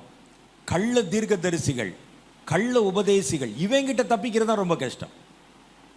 கல்லாவது எல்லார் தலையிலும் விழுகும். இந்த கள்ள உபதேசி கர்த்தருடைய பிள்ளைகளை தான் டார்கெட் பண்ணுவான், குறி வச்சு அடிப்பாங்க. கள்ள தீர்க்க தரிசனம், கள்ள உபதேசம், இதெல்லாம் கர்த்தர் சொன்னார் கடைசி நாட்கள்ல கிறிஸ்து இங்கே இருக்கிறார் அங்கே இருக்கிறார்னு சொல்லுவாங்க. கள்ள தீர்க்க தரிசனம் உரைப்பார்கள், கள்ள உபதேசம் பண்ணுவாங்க, கள்ள ஊழியக்காரர்கள் பெருகுவார்கள். இவங்கெல்லாம் கடைசி காலத்தில் எழும்பி கூடுமானால் தெரிந்து கொள்ளப்பட்டவர்களை வஞ்சிப்பானாம். நல்ல அனுபவம் உள்ள தெரிந்து கொள்ளப்பட்டவனுமே வஞ்சிக்கப்பட்டு போவான். அந்த அளவுக்கு பண்றானே, அவங்கிட்ட இருந்து உங்களை யார் காப்பாத்துவா அப்படின்னு கேட்டா, வேதம் சொல்லுது கடைசி நாள்ல நடக்க போற எல்லா பயங்கரத்திலிருந்தும் ஜெபம் உங்களை காப்பாற்றும். ஜெபிக்கிறவனை ஏமாற்ற முடியாது. நீங்க இந்த வசனத்தை இப்படி காமிச்சு பாருங்கள், நீங்கள் வாருங்கள், உங்களுக்கு சாவாமை உள்ள அந்த வரத்தை வாங்கி தரும் இவர். மரணம் இல்லாத ஒரு வாழ்க்கை, அதை இதுவரைக்கும் யாரும் போதிச்சதில்லை. பவுல் கூட அது தெரியாமலே மரித்து போய்விட்டார். எங்களுக்கு அதெல்லாம் அதனுடைய ரகசியம் தெரிந்து விட்டது. மரணம் இல்லாத வாழ்க்கை அப்படின்னு ஒரு முகாம், ஒரு கேம்ப்பு மெட்ராஸில் போட்டு அதுக்கு 3000 ரூபா கொடுத்தீங்கன்னா சாவே இருக்காதாம். சாகாமல் அப்படியே முடிச்சுட்டே உட்காந்துருக்கலாம் அப்படின்னு ஒரு கேம்ப் நடத்துனாங்க. நமக்கு உங்களுக்கெல்லாம் தெரியும், நான்லாம் அந்த ஃப்ளையர்லாம் பார்த்தேன். ஏடா அப்படி கேம்ப் நடத்துகிறாங்களே, 3000 ரூபா, மரணம் இல்லாத ஒரு வாழ்க்கை உங்களுக்கு வாக்கு பண்ணுகிறோம், சர்டிஃபிகேட் நாங்கள் எழுதி கொடுத்துட்றோம். இவர் சர்டிஃபிகேட் எழுதி கொடுத்தனா ஒரு ஸ்கூலில் கூட செல்லாது, பரலோகத்தில் எப்படி செல்லும் அப்படின்னு ஒரு குரூப்பு போட்டு அவர்கள் அதுக்காக எல்லாம் ஏற்பாடு பண்ணினார்கள். எல்லாம் ஜெபித்தார்கள், ஊழியர்கள் எல்லாம் புது புது உபதேசம் பண்ணுறாங்களே. அந்த கூட்டம் கேன்சல் ஆகிவிட்டது. ஏன் கேன்சல் ஆனது தெரியுமா? கொரோனா வந்தது நிமித்தம் கேன்சல் பண்ணிட்டாங்க. நீ தான் சாகாமை பற்றி சொல்லித்தர போறியே, நீ ஏன் கொரோனாவை பற்றி பயப்படுகிறாய்? நீங்க தான் சாகாமை பற்றி தானே சொல்றீங்க, சாக மாட்டீங்கல்ல, அப்போ கொரோனாவை பார்த்தோன்னே ஏன் கேன்சல் பண்ற? கேட்க மாட்டோம் நம்ம. அப்ப இப்படிப்பட்ட கள்ள உபதேசங்கள், இன்னும் நூதனமான உபதேசங்கள் நிறைய இருக்கு, சொல்லலாம் சொல்லிட்டே போகலாம். இவைகள் எல்லாம் வரும்போது யார் ஏமாந்து விடுகிறார்கள் என்றால், கடைசி காலத்தில் பண்ண வேண்டிய ஜெபத்தை பண்ணாதவன் இருக்கான் பாருங்க, அவனைத்தான் சுலபமாய் வஞ்சிக்க முடியும். கர்த்தரை பிடித்து கர்த்தரை பின்பற்றி ஜெபம் பண்றான்ல, அவனை ஏமாற்ற முடியாது. ஜெபம் பண்ற எல்லாரையும் அல்ல, அது எல்லா ஜெபமும் அல்ல. நம்ம பண்ற எல்லாத்துக்குமே ஜெபம் என்று தான் பேர் வச்சிருக்கிறோம். பரீட்சைக்கு போறதுக்கு முன்னால ஜெபம் பண்றோம், அது இந்த காரியத்திலிருந்து காப்பாத்துமானா இல்லை. அப்ப இதுக்குன்னு வேற ஒரு ஜெபம் இருக்கிறது, வேற ஒரு பிரேயர் இருக்குது. அந்த ஜெபம் இதுவரைக்கும் நீங்கள் செய்த ஒரு ஜெபம் அல்ல, வழக்கமாய் நம்ம செய்கிற ஜெபம் அல்ல. அது பரிசுத்த ஆவியினால் கொடுக்கப்படுகிற ஜெபம். நீங்கள் தானே ஏற்றபடி வேண்டிக் கொள்ள வேண்டியது என்னதென்று அறியாதிருக்கிறபடியினால் ஆவியானவர் தாமே உங்கள் பலவீனங்களில் உதவி செய்து, இதுக்கு தப்பிக்கிறதுக்கு நாங்கள் எப்படி ஜெபம் பண்ணணும் உங்களுக்கு தெரியாது, நான் சொல்லித்தர்றேன், அடுத்து என்ன நடக்க போகும்னு சொல்றேன், அதில் தப்பிப்பதற்கு எப்படி ஜெபிக்கணும்னு சொல்றேன் என்று கர்த்தர் உங்களுக்கு வாக்கு கொடுத்திருக்கிறார். அதுக்குன்னு ஒரு விசேஷித்த பிரேயர். இந்த ஜெபம் என்ன செய்த அந்த கடைசி கால ஜெபம், இவைகளுக்கெல்லாம் நீங்கள் தப்புவதற்கு உதவி செய்வது மாத்திரமல்ல, கிறிஸ்துவுக்கு முன்னால போய் நீங்கள் நிற்பதற்கும் எதிர்கொள்ள பாத்திரவான்களாய் உங்களை உருவாக்குகிறது. 2 வேலை செய்து இந்த ஜெபம். நீங்கள் அந்த ஜெபத்தை செய்யும் போது ஒன்று, இந்த பொல்லாத தீமைகளிலிருந்து தப்பித்துக் கொள்ளுகிறீர்கள். கொள்ளை நோயில தப்பிக்கிறீங்க, பஞ்சத்தில் தப்பிக்கிறீங்க, சாத்தானுடைய வஞ்சகத்தில் தப்பிக்கிறீங்க, கடைசி காலத்தில் வருகிற பயங்கரங்களில் எல்லாம் உங்களை தப்புவிக்கிறது மாத்திரமில்ல, இயேசு வரும் பொழுது அவர் முன்பாக எதிர்கொள்ள பாத்திரவான்களாக உங்களை உருவாக்குகிறது. இயேசு வரும்போது அவருடைய வருகையில் எல்லாரும் போய் நின்ற முடியாது, அது முன்னால போய் நிக்க முடியாது. அதை அந்த ஆயத்தத்தை உங்களுக்குள் உருவாக்க கர்த்தர் ஒரு ஜெபத்தை வைத்திருக்கிறார். அப்ப இந்த ஜெபம் 2 வேலை செய்யணும். உங்களை கர்த்தருடைய வருகையை சந்திக்கிற மாதிரி அவர் முன்னால போய், ஏன்னா இயேசு வரும்போது அக்னிமயமா வருகிறார், அவர் முன்னால நீங்க போய் நிக்கணும். அதற்குண்டான தகுதியை உங்களுக்கு தரணும். அந்த தகுதியை தரணும், கடைசி காலத்தின் பயங்கரத்திலிருந்து காப்பாற்றணும். இது ஜெபத்தினால் சாத்தியம் என்று கர்த்தர் சொல்லுகிறார். இப்போ உங்களுக்கு நான் கேட்கிற கேள்வி, இது எந்த ஜெபத்தினால் சாத்தியம் என்று நினைக்கிறீங்க? நீங்க இப்ப பயன்படுத்தி கொண்டு வருகிற எந்த ஜெபம் உங்களை காப்பாற்ற போதுமானது? இப்ப நம்ம நிறைய சொல்றோம், கண்ணீர் ஜெபம் சொல்றோம், அடி வயிற்றிலிருந்து ஜெபம்னு சொல்றோம், அப்புறம் ஆவில பல ஜெபங்கள் சொல்றோமே. நாம பண்ற இந்த ஜெபங்கள், சாப்பாட்டுக்கு ஜெபம் பண்றோம், பிரயாணத்துக்கு ஜெபம் பண்றோம், பரீட்சைக்கு ஜெபம் பண்றோம், ஒன்று கிடைக்கணும்னு ஜெபம் பண்றோம். இதுல எந்த ஜெபம் தானையா இந்த 2 வேலையும் செய்ய போகுது? இதை செய்ய போகிற ஜெபம் ஆவியினால் உண்டாகிற ஜெபம். ஆவியானவருக்கு நீங்க இடம் கொடுப்பீங்க, ஆவியானவர் உங்களை ஜெபிக்க வைப்பார். அதைத்தான் கர்த்தர் சொல்லுகிறார், நீங்கள் தானே ஏற்றபடி வேண்டிக் கொள்ள வேண்டியது இன்னதென்று அறியாதிருக்கிறபடியினால். இந்த பிரச்சனையில, இந்த தீமையில, இந்த கொடிய காலத்துல நான் தப்புவதற்கு எப்படி ஜெபிக்கணும் தெரியாம இருக்கிறதுனால நீ முழங்கால் போடு, நான் உன்னை மூடி நிரப்பி உன் வாயிலிருந்து ஒரு புது ஜெபத்தை புறப்பட பண்ணுவேன். அதைத்தான் ரோமருடைய புஸ்தகத்துல 8வது அதிகாரம், இதுவரை நீங்கள் பெற்றுக்கொண்ட அபிஷேகத்தை தாண்டி வேறொரு ஜெப ஆவியை உங்கள் மேல் ஊற்ற போக. நீங்க ஜெபம் பண்ணும்போதே தேவனுடைய சிந்தை உங்களுக்கு தெரியும்.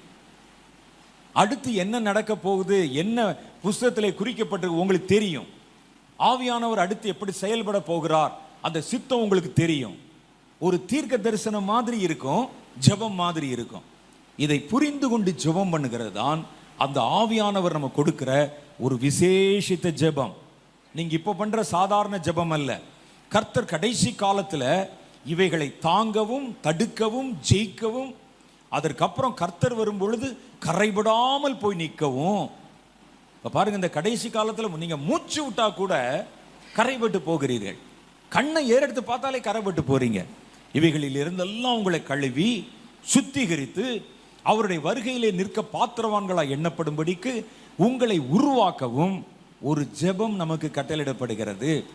அந்த ஜெபம் வளமையான நம்முடைய ஜெபம் அல்ல, ஆவியினால் உண்டாகிற ஜெபம். அந்த ஜெபத்தை கடைசி கால தேவ பிள்ளைகள் செய்வதற்காக, அவங்க கர்த்தருடைய வருகை பரியந்தம் காக்கப்படுவதற்காக கர்த்தர் அந்த ஜெபத்தை, ஆவியை வாக்கு பண்ணி இருக்கிறார். அது கண்டிப்பா நமக்கு வேணும். நீங்கள் கடைசி காலத்தின் பிள்ளைகள் என்பது உண்மையானால், நீங்க கடைசி காலத்துல இந்த பிரச்சனைகளை சந்தித்து கர்த்தருடைய வருகையில் காணப்பட வேண்டும் என்பது உண்மையானால், இந்த வாக்குத்தத்தம் உங்களை தான் டார்கெட் பண்ணுகிறது. நீங்க தான் இந்த அபிஷேகத்துக்குரியவர்கள். நீங்கள் இந்த அபிஷேகத்தை பெற்றுக்கொள்வதற்கு ஆயத்தமாக இருக்கிறவர்கள். 3வது காரியம் பாருங்க, யுத்த அபிஷேகம். கடைசி நாட்கள்ல இது என்னங்க யுத்த அபிஷேகம்? நாங்கள் சண்டைக்கா போக போறோம்? மேக்சிமம் எங்க சண்டை என்பது மருமகளோடு மாமியாரோடு தானே. மிஞ்சி போனா குழாயடியில் சண்டை போடுவோம், இவ்வளவுதானே. இதுக்கு ஒரு அபிஷேகமா அப்படின்னு கேட்கலாம். இதுக்கு நடுவில் இடையிலப்பட்ட காலத்துல எல்லாம் அப்படி இல்லை. ஆனா கடைசி காலத்தில் இருக்கிற கர்த்தருடைய பிள்ளைகளுக்கு சந்திப்பதற்கு ஒரு யுத்தம் ஆயத்தமாக இருக்கிறார். வேதம் சொல்லுது, எபேசியர்களின் நிருபம் 6வது அதிகாரம் 11 - 13 வரைக்கும். இது என்ன செய்யுமா, கடைசி நாட்கள்ல கர்த்தருடைய பிள்ளைகளுக்கு ஒரு யுத்தம். நீங்கள் பிசாசின் தந்திரங்களோட எதிர்த்து நிற்க திராணி உள்ளவர்களாகும்படி தேவனுடைய சர்வாயுத வர்க்கத்தை தரித்து கொள்ளுங்கள். ஏன் எல்லாரும் நீங்க வந்து யுத்த ட்ரெஸ் போட்டுக்கங்க அப்படின்னு சொன்னா என்ன அர்த்தம்? உங்களுக்கு ஒரு யுத்தம் இருக்கு. சும்மா இருக்கும்போது பாருங்க, நம்ம கேஷுவல் ட்ரெஸ் தான் போட்டிருக்கிறோம். கர்த்தர் சொல்றாரு, கடைசி காலத்துல நீங்கள் யுத்தத்தின் ஆயுதங்களை தரித்து கொள்ளுங்கள். ஏனெனில் மாம்சத்தோடும் இரத்தத்தோடும் அல்ல, துரைத்தனங்களோடும் அதிகாரங்களோடும் இப்பிரபஞ்சத்தின் அந்தகார லோகாதிபதிகளோடும் வானமண்டலத்தில் உள்ள பொல்லாத ஆவிகளின் சேனைகளோடும் நமக்கு போராட்டம் உண்டு. நமக்குன்னா யாருக்கு? நமக்கு. நம்ம சண்டைன்னா மாம்சத்தோடும் இரத்தத்தோடும் ஆனது அல்ல. உங்கள் முன்னான காலத்துல வாழ்ந்தவங்க மாம்சத்தோட சண்டை போட்டாங்க, அதுக்கும் அந்த அபிஷேகம் பயன்பட்டது. மாம்சத்துல சண்டை போட்டாங்க. கர்த்தர் அவர்களை பார்த்து, யோசுவாவை பார்த்து சொன்னாரு, அந்த பட்டணத்தோடு யுத்தம் பண்ணுங்க. எப்படி யுத்தம் பண்ணணும்? தாவீதை பார்த்து சொன்னாரு, யுத்தம் பண்ணுங்க. அவர்களுக்கு மாம்சத்தோடு உண்டான யுத்தத்தை கர்த்தர் காண்பித்தார், ஆலோசனை கொடுத்தார். எங்கே பதிவிட வைக்கணும், யாரை கொல்லணும், யாரை வெட்டணும், எதை ஜெயிக்கணும், எதை தூக்கணும், மாம்சத்தோடு யுத்தம். ஆனால் தாவீது முதற்கொண்டு யுத்தம் பண்ண யாருமே பிசாசோட யுத்தம் பண்ணும்படிக்கு அவங்களுக்கு கர்த்தர் சொல்லவே இல்லை. அவங்க யாராவது பண்ணாங்களா பாருங்களேன்? மாம்சத்தோடு யுத்தம் பண்ணாங்க. புதிய ஏற்பாட்டு கால தேவனுடைய பிள்ளைகள் தங்கள் சொந்த மாம்சத்தோட யுத்தம் பண்ணாங்க. ஆவியும் மாம்சமும் ஒன்றுக்கொன்று விரோதமாய் போராடுகிறது. நீங்கள் பாவத்துக்கு விரோதமாய் எதிர்த்து நிற்கிறதுல யுத்தம் செய்யத்தக்கதாக பாவத்துக்கு விரோதமாய் எதிர்த்து நிற்கணும். இது புதிய ஏற்பாட்டு காலத்து சபை மக்களுக்கு சொல்லப்பட்ட யுத்தம். பழைய ஏற்பாட்டு காலத்தில் உண்மையிலே மாம்சத்தோட சண்டைனா சண்டை தான், அடினா அடி, குதிரைனா குதிரை, போ, ஒரு கத்தி பட்டயம் உருவு, அவனை வெட்டு, விடாத, உன் கண் அவனை தப்ப விடக்கூடாது, மாம்சம். ஆனா கர்த்தர் சொல்றார், யுத்தம் சொன்னோடனே நீ தாவீதை நினைச்சிராத, புதிய ஏற்பாட்டை நினைச்சிராத. கடைசி காலத்துல யாருக்கும் கொடுக்காத ஒரு எதிரியை உங்களுக்கு காட்ட போறேன். யாரோட? மாம்சத்தோடும் இரத்தத்தோடும் அல்ல, துரைத்தனங்களோடு. அதுக்கு ஒரு ஸ்பிரிட், துரைத்தனங்கள், அதிகாரங்களை கையில் வச்சிருக்கிற ஸ்பிரிட், பிரபஞ்சத்தின் அந்தகார லோகாதிபதி. அந்தகாரம்னாலே இருட்டுன்னு அர்த்தம், மை இருட்டு. பார்த்தா கண்ணுக்கு ஒண்ணுமே தெரியாது. அந்த இருட்டுக்குள்ள ஒரு ஆவியே சாதாரணமாக கண்ணுக்கு தெரியாது. தமிழில் பழமொழி சொல்லுவாங்க, பகல்ல பசுமாடு தெரியாதவன் இருட்டில் எரும மாட்டை தேடின கதைன்னு சொல்லுவாங்க. எரும மாடே கருப்பு, இருட்டும் கருப்பு, இது எப்படி தேடுறது? ஆனால் இங்கே சொல்றாங்க, அந்தகார லோகாதிபதியின் ஆவியோட உங்களுக்கு ஒரு சண்டை காட்சி நியமிச்சிருக்கிறேன். உங்களை சினிமாவில் சொல்லுவாங்க, 4 ஃபைட் வச்சிருக்கிறோங்க, கடைசியில் நீங்கள் வில்லனோட மோதுறதுக்கு ஒரு காட்சி வச்சிருக்கிறேன் மாதிரி நம்ம டைரக்டர் நமக்கு சொல்றாரு, தம்பி ஒரு காலத்தில் மாம்சத்தோட சண்டை போட்டீங்க என் ஜனங்கள், அடுத்து உங்க சொந்த மாம்சத்தோட பாவத்தோட சண்டை போட்டீங்க, லாஸ்ட் கிளைமேக்ஸில் ஒரு சண்டை வச்சிருக்கிறேன். யாரோட? பேயோடப்பா. பேயோடையா? ஆமா. இது நீங்க பார்க்கிற கேள்விப்பட்ட பேயெல்லாம் விட பயங்கரமான பிசாசுகள், அதிகாரங்களோட, துரைத்தனங்களோட, இப்பிரபஞ்சத்தின் அந்தகார லோகாதிபதிகளோட, வானமண்டலத்தில் உள்ள பொல்லாத ஆவிகளின் சேனைகளோட நமக்கு போராட்டம் உண்டு. எப்ப ஆண்டவரே, எப்ப அந்த போராட்டம்? சொல்றாரு, ஆகையால் தீங்கு நாளிலே நீங்கள் அவைகளை எதிர்க்கவும் சகலத்தை செய்து முடித்தவர்களாய் நிற்கவும். அப்ப இந்த போராட்டம் எப்போ வருதுன்னு கேட்டா, தீங்கு நாள்ல வரப்போகுதாம். தீங்கு நாள் என்பது எது? உலக தோற்றத்துல மனுஷன் பாவம் செஞ்சதுலேருந்து எல்லாமே தீங்கு நாள் தான். தீமை நடக்காத ஒரு நாள் எங்கேயாவது இருக்கா? சாத்தான் என்னைக்காவது லீவு போட்டிருக்கானா? சொல்லுங்க நீங்க. நம்ம லீவு போடுறோம்ல, ஊழியத்தில் வேலை பார்க்குறவங்க கூட நம்ம லீவு போட்டு போயிடுறோம், ஊழியம் செய்கிறவங்க கூட லீவு போட்டு போயிடும். சாத்தான் லீவு போட்டிருக்கானா ஐயா? எங்கேயாவது ஒரு இடத்துல எவனையாவது வெட்டுவது, எவனாவது குத்துவது, எவனையாவது நொறுக்குவது, ஒரு விபத்தை தட்டி விடுவது, பஸ்ஸை கொளுத்துறது, ஏதாவது ஒன்று செஞ்சுக்கிட்டே தானே இருக்கிறான். இங்கே வேதம் சொல்லுது பாருங்க, அது தீங்கு நாள் என்று போட்டிருந்தா எதுதான் தீங்கு நாள்? கர்த்தர் சொல்றார், கடைசி நாட்களை குறித்த ஒரு டெஃபினிஷன், உலக தோற்றம் முதற்கொண்டு இதுவரை உண்டாயிராத பயங்கரங்கள் அந்த நாட்களிலே உண்டாயிருக்கும். எந்த நாட்கள்ல? கடைசி நாட்கள்ல. அப்ப தீங்கு நாள் என்று அவர் சொல்லுவது நாம் வாழ்கிற இந்த கடைசி காலத்தை தான் சொல்றார். அப்ப இந்த கடைசி காலத்தில் இருக்கிற கர்த்தருடைய பிள்ளைகள் மாம்சத்தோடும் இரத்தத்தோடும் சண்டை போட அல்ல, அதிகாரங்களோட, துரைத்தனங்களோட, அந்தகார லோகாதிபதிகளின் ஆவிகளோட, வானமண்டலத்தின் பொல்லாத ஆவிகளின் சேனைகளோட ஒரு போராட்டம் பண்ண கர்த்தராலே அழைக்கப்பட்டிருக்கிறாங்க. இது கடைசி காலத்துல. அப்ப நீங்கள் வாழ்வது கடைசி காலம் என்று நீங்கள் நம்பினால், கடைசி காலத்திலே கர்த்தர் தேர்வு செய்த ஊழியக்காரர்கள் தேவ ஜனம் என்று நீங்கள் அறிந்திருந்தால், இந்த வசனம் உங்களைத்தான் சொல்லுது. அப்படிதானே? தானே உண்மை? அல்லது இல்லையா? உங்களுக்கு பிறகு வேற யாராவது வர வேண்டியிருக்கா? நாம வாழ்கிற இந்த காலம் தான் கடைசி காலம். இந்த காலத்தின் முடிவிலே இயேசு வந்து விடுவார். நம்மெல்லாம் கடைசி காலத்து கர்த்தருடைய ஜனங்கள். அப்ப கடைசி காலத்து கர்த்தருடைய ஜனங்களா இருந்தா உங்களைத்தான் இந்த ஆவியிலே நிரப்புவேன் என்று கர்த்தர் சொல்லுகிறார். நீங்கள் தான் சாத்தான தள்ள முடிய பிடிச்சு நசுக்க போகிறவர்கள். இன்னும் கொஞ்ச காலத்திலே கர்த்தர் உங்கள் பாதங்களின் கீழே சாத்தானை நசுக்கி போடுவார் என்று வேதம் சொன்னது உங்களை பற்றி தான் சொல்லி இருக்கிறார். அவர் அந்த நிருபத்தை எழுதும்போது நம்ம காலத்துலன்னு சொல்லலை, இன்னும் கொஞ்ச காலத்துல.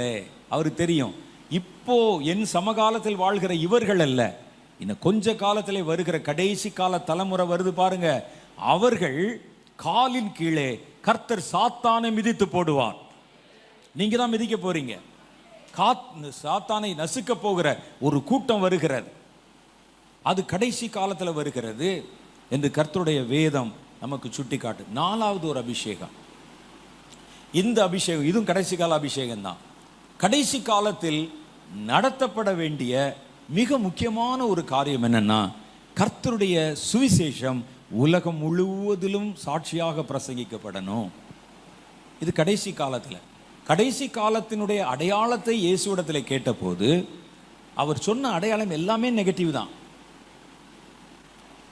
அந்தி கிறிஸ்து வருவாங்கிறாரு, கள்ள தீர்க்கதரிசி வருவாங்கிறாரு, நான் தான் இயேசும்பாங்கிறாரு.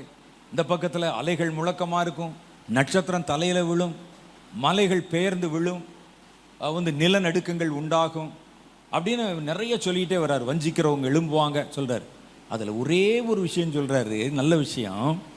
ராஜ்யத்தின் இந்த சுவிசேஷம் பூமியின் எல்லைகள் உள்ள மட்டும் அறிவிக்கப்படும், அப்பொழுது முடிவு வரும். அப்படின்னா என்ன அர்த்தம்?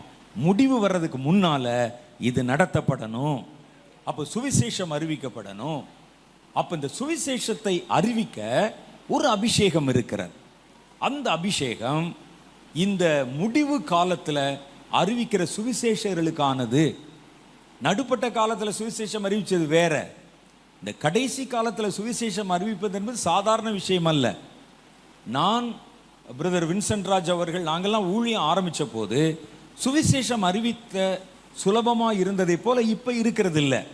நீங்கள் நல்லா பாருங்கள், இப்போலாம் கொண்டே கொடுக்க முடியாது எங்கேயும்.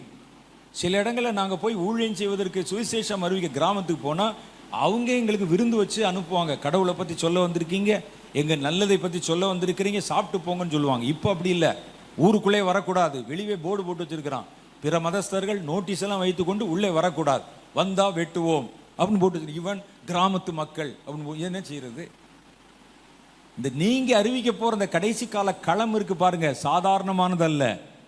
அப்போ இதில் கர்த்தருடைய சுவிசேஷத்தை நீங்கள் அறிவிக்கணும்னா இதெல்லாம் ஜெயிச்சு, இப்பெல்லாம் 100 கேள்வி கேட்பான், அவர்களெல்லாம் ஜெயிச்சு கர்த்தருடைய சுவிசேஷத்தை அறிவிக்கிற ஒரு கூட்டம் பேர் எழும்புவாங்க. அவர்களை கர்த்தர் விசேஷமான சுவிசேஷ அபிஷேகத்தினால் நிரப்புவார். ஏசாயா தீர்க்கதரிசியின் புஸ்தகம் 61வது அதிகாரம் 1-3 வரைக்கும் உண்டான வசனம் சொல்லுது, கர்த்தருடைய தேவனின் ஆவியானவர் என் மேல் இருக்கிறார். அப்படின்னா அந்த அனாயிண்டிங் எதுக்கு என் மேல இருக்கிறார்? சிறுமைப்பட்டவர்களுக்கு சுவிசேஷத்தை அறிவிக்க கர்த்தர் என்னை அபிஷேகம் பண்ணினார். அப்ப அபிஷேகம் பண்ணது கைதட்டவோ பாட்டு பாடவோ குற்றம் கண்டுபிடிக்கவோ சும்மா உருண்டு விழவோ அல்ல. கர்த்தருடைய ஆவியானவர் என்மேல் இருப்பதே மற்றவர்களுக்கு சுவிசேஷத்தை அறிவிப்பதற்காக. இருதயம் நொறுங்குண்டவர்களுக்கு காயங்கட்டுதலையும், சிறைப்பட்டவர்களுக்கு விடுதலையையும், கட்டுண்டவர்களுக்கு கட்டவிழ்த்தலை கூறவும். கர்த்தருடைய அனுகிரக வருஷம். அனுகிரக வருஷம் என்ன? கர்த்தர் இந்த பூமியிலே ஆளுமை செய்கிற அந்த 1000 வருடம் தான் கர்த்தருடைய வருடங்கள். அது முழுசும் இயேசுனுடைய கட்டுப்பாட்டுக்குள்ளே பூமி வந்துடும். அதை பற்றி ஜனங்களுக்கு சொல்லவும், நம்முடைய தேவன் நீதியை சரிக்கட்டும் நாள், நியாய தீர்ப்பின் நாளை பற்றி சொல்லவும், துயரப்பட்ட அனைவருக்கும் ஆறுதல் கூறவும், சீயோனிலே துயரப்பட்டவர்களை சீர்படுத்தவும், அவர்களுக்கு சாம்பலுக்கு பதிலாக சிங்காரத்தையும், துயரத்துக்கு பதிலாக ஆனந்த தைலத்தையும், ஒடுங்கின ஆவிக்கு பதிலாக துதியின் உடையும் கொடுக்கவும் அவர் என்னை அனுப்பினார். அப்ப சுவிசேஷம் சொல்லுவதுன்னா வெறும் டிராக்ஸ் கொடுக்கறதோட முடியல. அதான பைபிள் நமக்கு காமிக்குது. நம்ம என்ன நினைக்கிறோம்? அந்த ஊர்ல போய் ஒரு டிராக்ஸ் கொடுத்துட்டு வந்தோம், சுவிசேஷம் அறிவிச்சோம். சுவிசேஷம் அறிவிக்கிறதுல இத்தனை விஷயங்கள் இருக்குது. என்ன செய்யணுமா? சிறுமைப்பட்டவர்களுக்கு சுவிசேஷம் அறிவிக்கணும், இருதயம் நொறுங்குண்டவர்களுக்கு காயங்கட்டுதலை பற்றி சொல்லணும், சிறைப்பட்டவர்களுக்கு விடுதலையை பற்றி, கட்டுண்டவர்களுக்கும் கட்டவிழ்த்தலை பற்றி சொல்லவும், கர்த்தருடைய 1000 வருட அரசாட்சியை பற்றி சொல்லணும். உங்களுக்கு தெரிஞ்சா தானே சொல்லுவீங்க.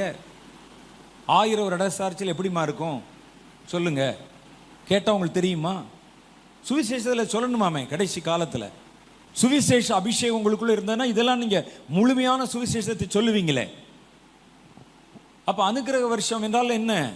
கர்த்தருடைய அனுகிரக வருஷம். அது இந்த பூமியில் கர்த்தர் 1000 வருடங்களை தம்முடைய வருடங்களாக வைத்திருக்கிறார். பூமியிலே பரலோகத்தின் சாயல் காணப்படும். அப்ப அந்த ஆட்சி எப்படி இருக்கும்? அங்கே அந்த ஆட்சியில் இருக்கிற ஜனங்கள் எப்படி இருப்பாங்க? அதுல என்னென்ன காரியங்கள், சட்டங்கள் கடைபிடிக்கப்படும், இதெல்லாம் சொல்றதும் சுவிசேஷம் சொல்லியிருக்கேங்க. அதை பற்றி முதல்ல உங்களுக்கே தெரியாதே, சுவிசேஷம் அறிவிக்கிறவங்களுக்கே தெரியாதே. அப்ப நம்ம சொல்ற சுவிசேஷம், இயேசு நமக்காக இந்த உலகத்தில் வந்தார், ரத்தம் சிந்தினார், சிலுவையில் அறையப்பட்டார், 3ஆம் நாள் உயிரோடு எழுப்பினார், திரும்ப வருவார். சுவிசேஷம் தான். ஆனா அதை தாண்டி நீங்க சொல்லணும்னு சொல்லுது இந்த கடைசி காலத்துல. இதை எங்க சொல்றது? தேவனுடைய நியாய தீர்ப்பை சொல்லணுமா, நீதியை சரி கட்டுவதை சொல்லணும். இதற்காகத்தான் கர்த்தரனை அபிஷேகம் பண்ணி அனுப்பி இருக்கிறார். இது பேர் தான் முழுமையான சுவிசேஷம், பரிபூர்ணமான சுவிசேஷம். இந்த பார்ட்டெல்லாம் அதுல இருக்கணும் சுவிசேஷத்துல. அப்புறம் சீயோனிலே துயரப்பட்டவர்களை சீர்படுத்தணும், சாம்பலுக்கு பதிலாக சிங்காரத்தை, துயரத்துக்கு பதிலாக ஆனந்த தைலத்தை கொடுக்கணும். இதுக்குத்தான் கர்த்தர் என்னை அபிஷேகம் பண்ணி அனுப்பினார். இதுதான் சுவிசேஷ அபிஷேகம்னு வேதம் சொல்லுது. இப்போ சுவிசேஷம் அறிவிக்கிற நாம இதுல எத்தனை விஷயத்தை நம்மால சொல்ல முடிகிறது, எந்த மாதிரி நம்ம சுவிசேஷம் அறிவிச்சிருக்கிறோம் நீங்க பார்த்தீங்கன்னா, பைபிள் அந்த அபிஷேகத்தினால் சொல்லப்படுகிற சுவிசேஷத்துக்கும் இன்றைக்கு நம்ம சொல்ற சுவிசேஷத்துக்கு நிறைய வித்தியாசம் இருக்கு என்று நான் நினைக்கிறேன். நீங்க என்ன நினைக்கிறீங்க? இதுல இருக்க எல்லாத்தையும் சொல்ற சுவிசேஷம் நீங்க பார்த்துருக்கீங்களா? சொல்லுங்க. இது என்ன ரியாக்ஷன் என்றே எனக்கு தெரியல. ஒரு தூங்கிட்டீங்களா? மூப்பர்கள் தாங்க தூங்குவாங்க. நீங்களாம் வாலிப பிள்ளைகள், நல்லா சந்தோஷமா இருங்க. தூங்குனீங்கன்னா வயசாயிருச்சுன்னு அர்த்தம். அல்லது ஒருவேளை ரொம்ப ரொம்ப இன்வால்மெண்ட்டாக கேட்குறீங்களான்னு தெரியல. சொல்லுங்க. இப்போ நம்ம இந்த அம்சங்கள் பொருந்தின முழுமையான சுவிசேஷத்தை நீங்கள் கேட்டிருக்கிறீர்களா? நீங்க சொல்லியிருக்கீங்களா? சொன்னவங்களை பார்த்துருக்கீங்களா? பார்க்கல இல்லை, இனி பார்ப்பீர்கள். ஏனென்றால் இந்த அபிஷேகம் முழுமையாக இயங்கி கர்த்தருடைய முழு சுவிசேஷத்தை அறிவிக்கிற ஒரு கூட்டத்தை கர்த்தர் எழுப்ப போகிறார். காலத்துக்கு உரியவைகள், கடைசி காலத்தின் ஜனங்கள் நீங்கள் என்பது உண்மையானால் இந்த 4 அபிஷேகமும் உங்களை குறிவைத்து தான் எழுதப்பட்டிருக்கிறது, உங்களுக்கு தான் வாக்கு கொடுக்கப்பட்டிருக்கிறது. எத்தனை பேர் இதை நம்புறீங்க? அல்லேலூயா. இது யாருக்கோ சொல்லப்படல. நான் வாழ்கிற இதுதான் கடைசி காலம். இது பேதுருக்கோ பவுலுக்கோ கூட சொல்லப்படல, உங்களுக்கும் எனக்கும் சொல்லப்பட்டிருக்கிறது. இந்த அபிஷேகங்கள் தான் கர்த்தர் கடைசி காலத்தில் நமக்கு தந்து நம்மை கர்த்தர் பயன்படுத்த வைக்க விரும்புகிறார். அப்ப மிக முக்கியமான காரியத்தை நீங்க பாருங்க. கடைசி காலத்துல இந்த விசேஷித்த அபிஷேகங்கள் நம்மேல இறங்கி வரணும். அப்ப இந்த அபிஷேகத்தை இந்த கடைசி காலத்தில் பயன்படுத்த வேண்டுமானால் முதல்ல நீங்கள் கடைசி காலம் என்றால் என்ன என்பதை குறித்து கொஞ்சமாவது தெரிஞ்சிருக்கணும். ஒரு 10 நிமிஷத்துக்குள்ள இந்த கடைசி காலத்தினுடைய முக்கியமான நிகழ்வுகளை நான் உங்களுக்கு சுட்டி காட்ட விரும்புகிறேன். அப்பதான் இதுல இந்த அபிஷேகத்தை எப்படி பயன்படுத்துவதுன்னு தெரியும். எந்த காலத்துல எதை எப்படி பயன்படுத்தணும் நமக்கு தெரியும் இல்ல. அப்போ அபிஷேகத்தை பற்றி நம்ம தெரிஞ்சிட்டோம், நம்ம பயன்படுத்த போற காலத்தை பற்றி தெரியணும். முதல் காரியம் பாருங்கள், இப்பொழுது நாம் கடைசி காலத்துக்குள் நுழைந்து விட்டோம். கடைசி காலம் இன்னும் முடிஞ்சிரல, கடைசி காலத்தின் ஆரம்பத்தில் நுழைஞ்சிட்டோம். கடைசி காலம் என்பது எத்தனை வருஷங்கள் என்பது நமக்கு தெரியாது, இவ்வளவு நாள் அப்படின்னு. ஆனால் கடைசி காலத்துக்குள் நுழைந்து விட்டோம் என்பது தெரியும். யாருக்கா சந்தேகம் இருக்கா? கடைசி காலம் இன்னும் ஆரம்பிச்சா ஆரம்பிக்கலையா? ஆரம்பிச்சு. எப்படி சொல்றோம்னு கேட்டா, நம்மை சுற்றிலும் நடக்கிற நிகழ்வுகள் எல்லாம் வேதத்தில் சொல்லப்பட்ட கடைசி காலத்தின் அடையாளத்துக்கு அப்படியே ஒத்திருக்கிறது. அதே மாதிரி வருது அப்படியே. பைபிள் சாதாரணமானதல்ல. வேதத்தை நீங்க உள்ள ஆழமா படிச்சு பார்த்தா தான் ஆச்சரியமா இருக்கும். ஒரு உதாரணம் சொல்றேன் பாருங்க. கடைசி காலம் என்பதற்கு கர்த்தர் சொன்ன எல்லாம் அப்படியே நடக்குது. வேதம் எத்தனை துல்லியமானது பாருங்கள். வெளிப்படுத்தின விசேஷம் 13வது அதிகாரத்துல கடைசி பகுதி சொல்லுது, அந்தி கிறிஸ்து இந்த உலகத்தை பிடிச்சு ஆட்சி பண்ணும்போது 7 வருஷம் இந்த உலகத்தில் ஆட்சி பண்ணுவான். அப்ப அவன் ஒரு காரியத்தை செய்வான். என்ன செய்வான் கேட்டா, எல்லாருடைய வலது கையிலாவது நெற்றியிலாவது அந்த மிருகம்னா அந்தி கிறிஸ்து, அவனுடைய முத்திரையையோ அவனுடைய இலக்கத்தையோ அவனுடைய நாமத்தையோ ஒரு சீல், ஒரு முத்திரையை பதித்து விடுவான்.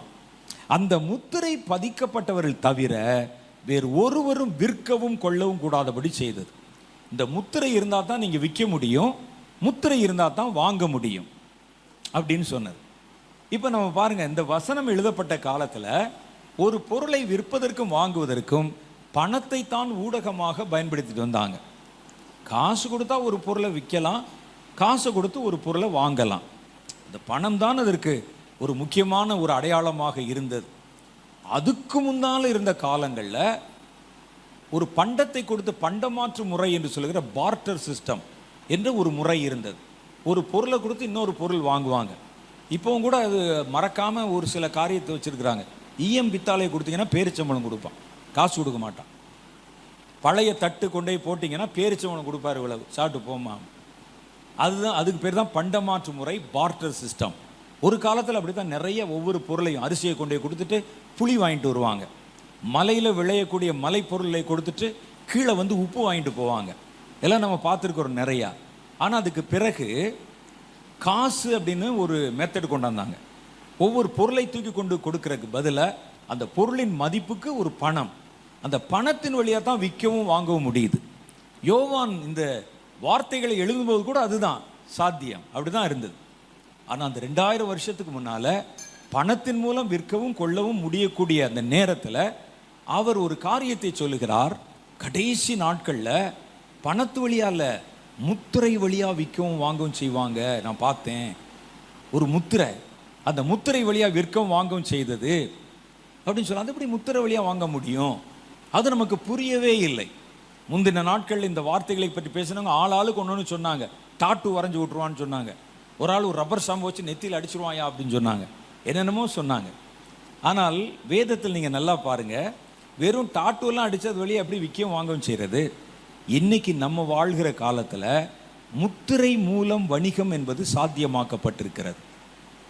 இதுவரைக்கும் யார் மனதிலும் தோன்றாத ஒரு ஒரு மெத்தடு நம்ம வாழ்கிற காலத்தில். ஒரு முத்திரை, ஒரு டாட்டு மாதிரி தான் இருக்குது. அது வழியாக பணத்தை கடத்த முடிகிறது. இப்போ நமக்கு ஒரு டீ கடையில் போய் பார்த்தீங்கன்னா ஒரு QR கோடு தொங்க விட்டுருக்கிறான். டீ சாப்பிட்டுட்டு அப்படி நாம் அறியாமலே அனிச்சையாக ஒரு ஃபோன் எடுத்து டக்குன்னு கிளிக் பண்ணுறோம், காசு அங்கே போயிடுது. ஒரு காரில் போகிறோம், அதில் ஒரு முத்திரை ஒட்டி வைத்திருக்கிறோம், நம்முடைய பணம் கார்லேருந்து அப்படியே வந்து கழிக்கப்பட்டு போய் விடுகிறது.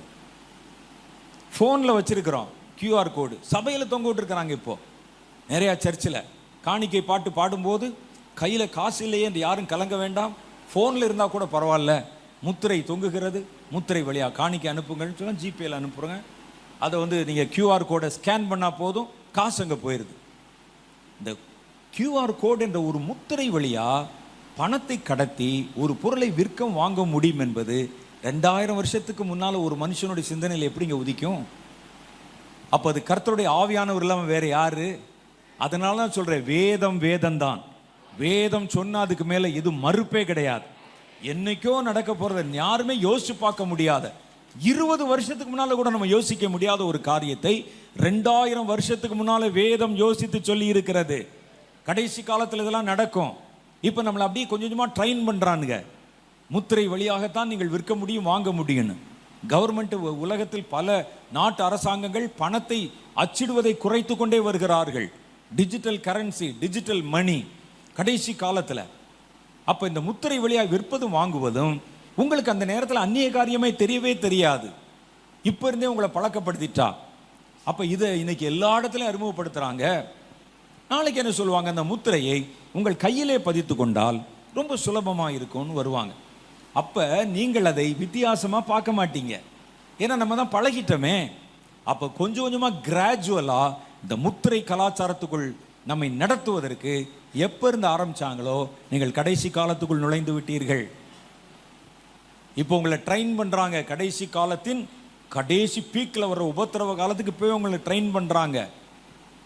இனி அப்படித்தான், கையில் காசு இருக்காது, கார்டில் காசு, முத்திரை வழியாய் காசு, முத்திரை வழியாய் விற்பது, முத்திரை வழியாய் வாங்குவது. கடைசி காலத்தின் அடையாளங்களுக்குள்ளே நுழைஞ்சிட்டோம். இனி அதை சாத்தான் தன்னுடைய கட்டுப்பாட்டில் வைத்துக்கொண்டு நான் கொடுக்குறேன்னு தான் வரணும்னு சொல்லணும். அப்போ இதுதான் நாம் வாழ்கிற கடைசி காலம். கடைசி காலத்துக்குள்ளே நுழைஞ்சிட்டோம். இவைகள் இனிமேல் வருகிற நம்ம பார்க்குறீங்களே, அதெல்லாம் வேதனைகளுடைய உச்சம் அல்ல, வேதனைகளின் ஆரம்பம். மத்தேயு சுவிசேஷம் 24:6 சொல்லுகிறது, யுத்தங்களையும் யுத்தங்களின் செய்திகளையும் கேள்விப்படுவீர்கள், கலங்காதபடி எச்சரிக்கையாயிருங்கள். இவைகளெல்லாம் சம்பவிக்க வேண்டியதே, ஆனாலும் முடிவு உடனே வராது. ஜனத்துக்கு விரோதமாய் ஜனமும் ராஜ்யத்துக்கு விரோதமாய் ராஜ்யமும் எழும்பும். பஞ்சங்களும் கொள்ளை நோய்களும் பூமி அதிர்ச்சிகளும் பல இடங்களில் உண்டாகும். இவைகள் வேதனைக்கு ஆரம்பம். அப்ப நம்ம கேட்கலாம், பஞ்சம் எந்த காலத்துல தாங்க வரல? தாவீதின் காலத்தில் பஞ்சம் வந்தது, யோசேப்பின் காலத்தில் பஞ்சம் வந்தது. இது எப்படி அடையாளமா இருக்க முடியும்னு கேட்டா, அந்த வசனத்திலே அதுக்கு அர்த்தம் இருக்கு.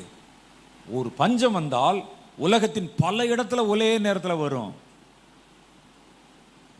ஒரு கொள்ளை நோய் வந்தால் உலகத்துல பல இடத்துல ஒரே நேரத்தில் வரும். உலக சரித்திரத்திலேயே கொரோனா காலத்தில் ஒன்றில் தான் ஒரு கொள்ளை நோய் உலகம் முழுவதையும் ஒரே நேரத்தில் பாதித்தது. வேற உலக சரித்திரத்தில் வேற எங்கேயாவது ஒரே நேரத்தில் கொள்ளை நோய் பல தேசங்களை உலகம் முழுவதையும் பாதித்த சம்பவத்தை நீங்கள் எங்கேயுமே பார்க்க முடியாது. இந்தியாவில் ஒரு கொள்ளை நோய் வந்திருக்கும், போயிருக்கோம். லண்டனில் ஒரு கொள்ளை நோய் வந்திருக்கும், அதோட போயிருக்கோம்.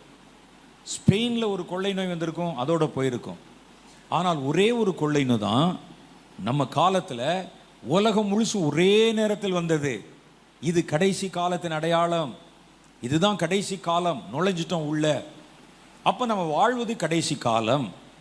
இந்த கடைசி காலத்தில் என்ன நடக்கும்னு கேட்டால், ஒரு பக்கத்தில் உபத்திரவங்கள், யுத்தங்கள், யுத்தத்தின் செய்திகள், இவைகள் எல்லாம் நீங்கள் கேள்விப்பட்டு கொண்டிருக்கும் போதே இன்னொரு பக்கத்தில் கர்த்தருடைய எழுப்புதல் நடக்கும். அதான் பெருசு. கடைசி காலத்தில் ஒரு எழுப்புதல் வரணும். அந்த எழுப்புதல் வந்தால்தான் கடைசி காலத்தில் கர்த்தருடைய வருகை வர முடியும். அப்போ என்னன்னா, ஒரு எழுப்புதல் வரும் நம்ம வாழ்கிற இந்த காலத்தில். இப்போ நீங்கள் பார்க்குறீங்களே, மலை இடிந்து விழுகிறத பார்க்குறோம், ஆறுகள் வெள்ளங்கள் பாய்கிறதை பார்க்குறோம், சமுத்திரங்கள் முழக்கமாக இருக்கிறத பார்க்குறோம். இதெல்லாம் பார்க்குற அதே நேரத்தில் கடைசி காலத்துக்குள்ளே நுழைஞ்ச உடனே நீங்கள் அடுத்து பார்க்க போகிற ஒரு பிரம்மாண்டமான காரியம், உலகம் தழுவின ஒரு எழுப்புதல். எப்படி கொள்ளை நோய் உலகம் முழுசும் வரும் சொன்னோமோ, வந்ததோ, எப்படி பல இடங்களில் உண்டாகும் என்று சொன்னோமோ, எழுப்புதலும் உலகம் முழுவதிலும் உண்டாகும். அதான். அப்ப அந்த எழுப்புதல் 3 கட்டமா வரும். இந்தியாவில் துவங்கும். இதுதான் தோன்றுகிற இடம்.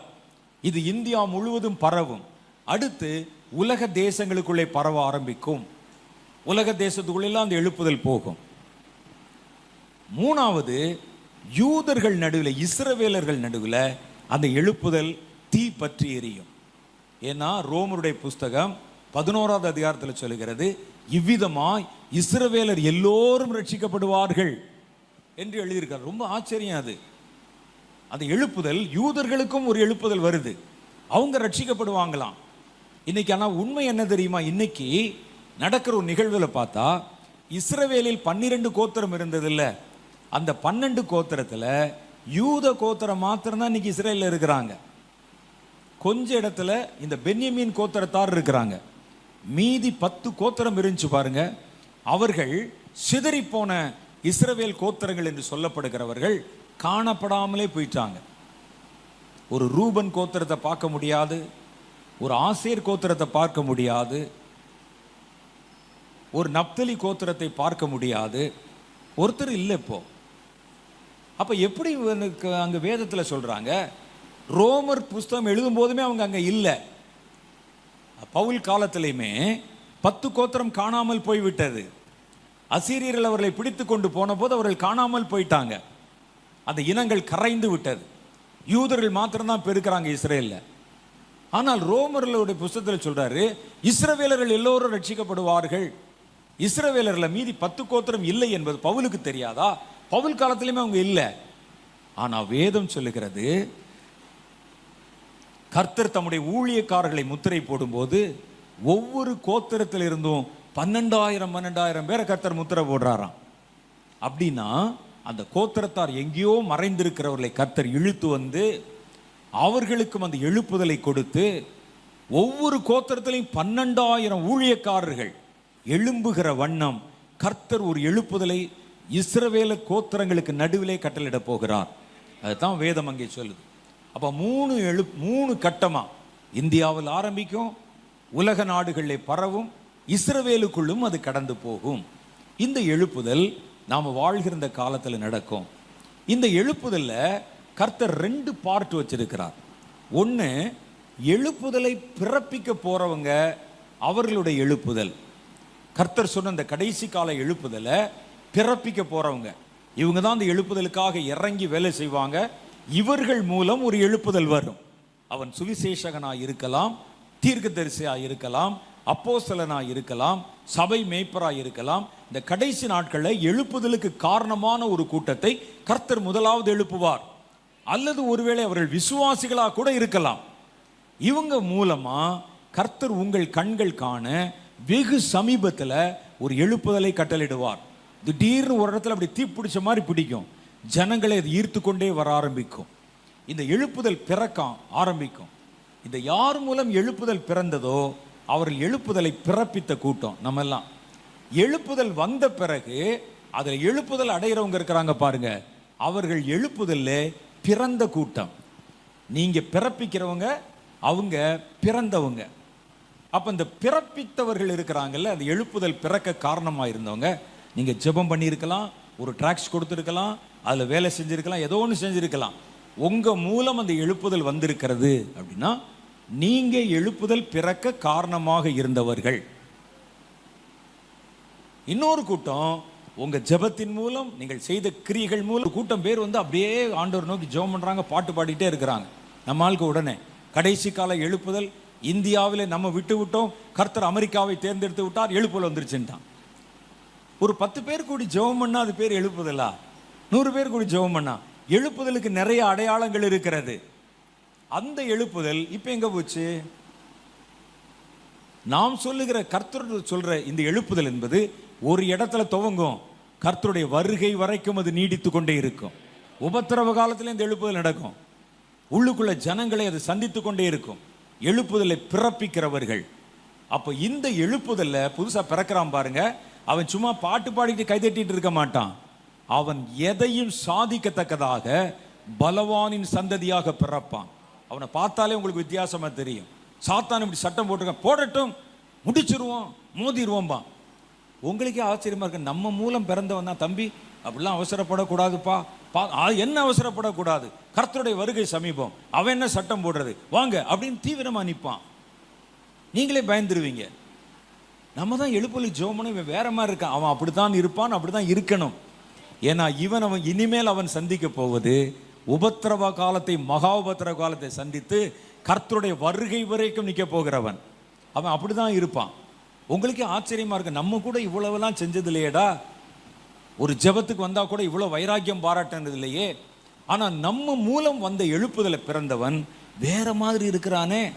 நம்ம 8 அடி பாஞ்சா அவன் 16 அடியில பாயிறான். அவன் அடக்குவதே கஷ்டமா இருக்கும். இல்ல தம்பி, உபவாசம்னா இடையில கொஞ்சம் கொஞ்சம் சாப்பிட்டுக்கலாம், செத்தாலும் சாவேனே ஒழிய ஃபாஸ்டிங்னா ஃபாஸ்டிங் தான் இருப்பான். உங்களுக்கே ஒரு மாதிரி ஆயிரும், வேற மாதிரி போறானே, அவன் அப்படிதான் இருப்பான், அப்படிதான் போகணும். ஒரு சட்டம் போட்டா கட்டுப்பட மாட்டான். பிசாசு ஒரு காரியத்தை அச்சுறுத்தினால் மிரட்டுவான். இவன் சிங்கம் பின்னிட்டு திரும்பாததை போல. இந்த குதிரையை ஏன் யுத்தத்துக்கு பயன்படுத்துறாங்க தெரியுமா? குதிரை ஒரு இடத்துல ஆபத்தை பார்த்தா பின்னால போகாது, ஆபத்தை நோக்கி முன்னால பாயும். அது பேர் தான் குதிரை. அதனால தான் யுத்தத்தில் பயன்படுத்துறாங்க. மற்ற கழுதையை பிடிச்சிங்கன்னா என்ன செய்யணும், அங்கே கத்தினால இங்கே ஓடிடும், வேற பக்கம் உங்களை கொண்டு போயிடும். கத்தினீங்கன்னா ஓடிடும். அப்போ குதிரை என்ன செய்யும்னா, நீங்கள் எங்கே துரத்துக்கிறீங்களோ ஆபத்து இருக்கிற பார்த்தா கூட, தீ எறிகிற பார்த்தா கூட தீக்குள்ள பாஞ்சிடும். அதான் குதிரை. இனி பிறக்கிறவைகள் குதிரைகளும் சிங்கங்களுமா இருக்கும். வசனம் சொல்லுது, ஒன்றுக்கும் பின்னிட்டு திரும்பாத சிங்கங்கள் அதான் வரும். அவன் தான் அந்த காலத்தில் இருந்து கர்த்தருடைய வருகை வரைக்கும் நிற்கிறவன். இப்போ இருக்கிற யாரை வைத்து கர்த்தருடைய வருகை காலத்தை எதிர்கொள்ள முடியும் பாருங்க. இப்போ இருக்கிற நம்ம வெளியே லேசாக மழை பெஞ்சாலே அவ்வளோதான், ஜெபத்துக்கு வரமாட்டோம். இப்போ இருக்கிறவங்களாம் பலவீனமான கிறிஸ்தவர்கள் தான் இருக்கிறாங்க. இப்போ எழுப்பல் இப்போ வந்தால், கர்த்தருடைய வருகை வந்தால் எத்தனை பேர் போவாங்க நீங்கள் நினைக்கிறீங்க? யாரும் போக முடியாது. கொரோனா காலம் வந்த உடனே மற்றவர்களை முந்தி கொண்டு நம்ம ஆளுக்கு தான் நின்னாங்க. சர்ச்சுக்கு வந்துடாதீங்க, கொரோனா போட்டிருக்கிறாங்க, வந்துடாது, யாரும் தும்மாதீங்க, இருமல் வந்து அப்படியே வீட்டுக்கு திரும்பி போ. சர்ச்சு வாசலை நின்று கொண்டு ஸ்கேனர் வச்சு பார்த்தானே உள்ளே விட்டாங்க. ஆனால் நீங்கள் இன்னொரு தலைமுறையை பார்ப்பீர்கள், இன்னொரு ஊழியர்களை பார்ப்பீர்கள், இன்னொரு போதகர்களை பார்ப்பீர்கள். அவன் ஒன்றுக்கும் பின்னிட்டு திரும்ப மாட்டான். நாங்கள் இப்படி தான் இருப்போம் அப்படின்னு சொல்லி எதிர்த்து நிற்பான். உங்களுக்கே பயமாயிரும், எங்கே இவன் நம்மளையும் கோர்த்து விட்டுருவானோ நீங்கள் பயப்படுவீங்க. அவன் அப்படித்தான் இருப்பான். அவர்களை பிறப்பிப்பது தான் இந்த எழுப்புதலின் நோக்கம். அப்போ இந்த குறிப்பிட்ட அளவு இந்த ஜனங்கள் இந்தியாவிலையும் பல தேசங்களிலேயும் அவர்கள் பிறக்க ஆரம்பித்த உடனே அந்த எழுப்புதல் பிறக்க காரணமாக இருந்த உங்களையும் என்னையும் கர்த்தர் எடுத்து கொண்டு போய் விடுவார். நீங்கள் கனி கொடுத்துட்டீங்கல்ல, வாழை மரம் ஒரு தடவை தான் கனி கொடுக்கும், கொடுத்த உடனே வெட்டிடுவாங்க. நீங்கள் கனி கொடுத்து முடித்த உடனே உங்களை வெட்ட மாட்டாங்க. திடீரென்று இந்த காரியங்கள் எழுப்புதல் நடந்து கொண்டிருக்கிற நேரத்தில் கர்த்தருடைய எக்கால சத்தம் வானத்திலே கேட்கும்.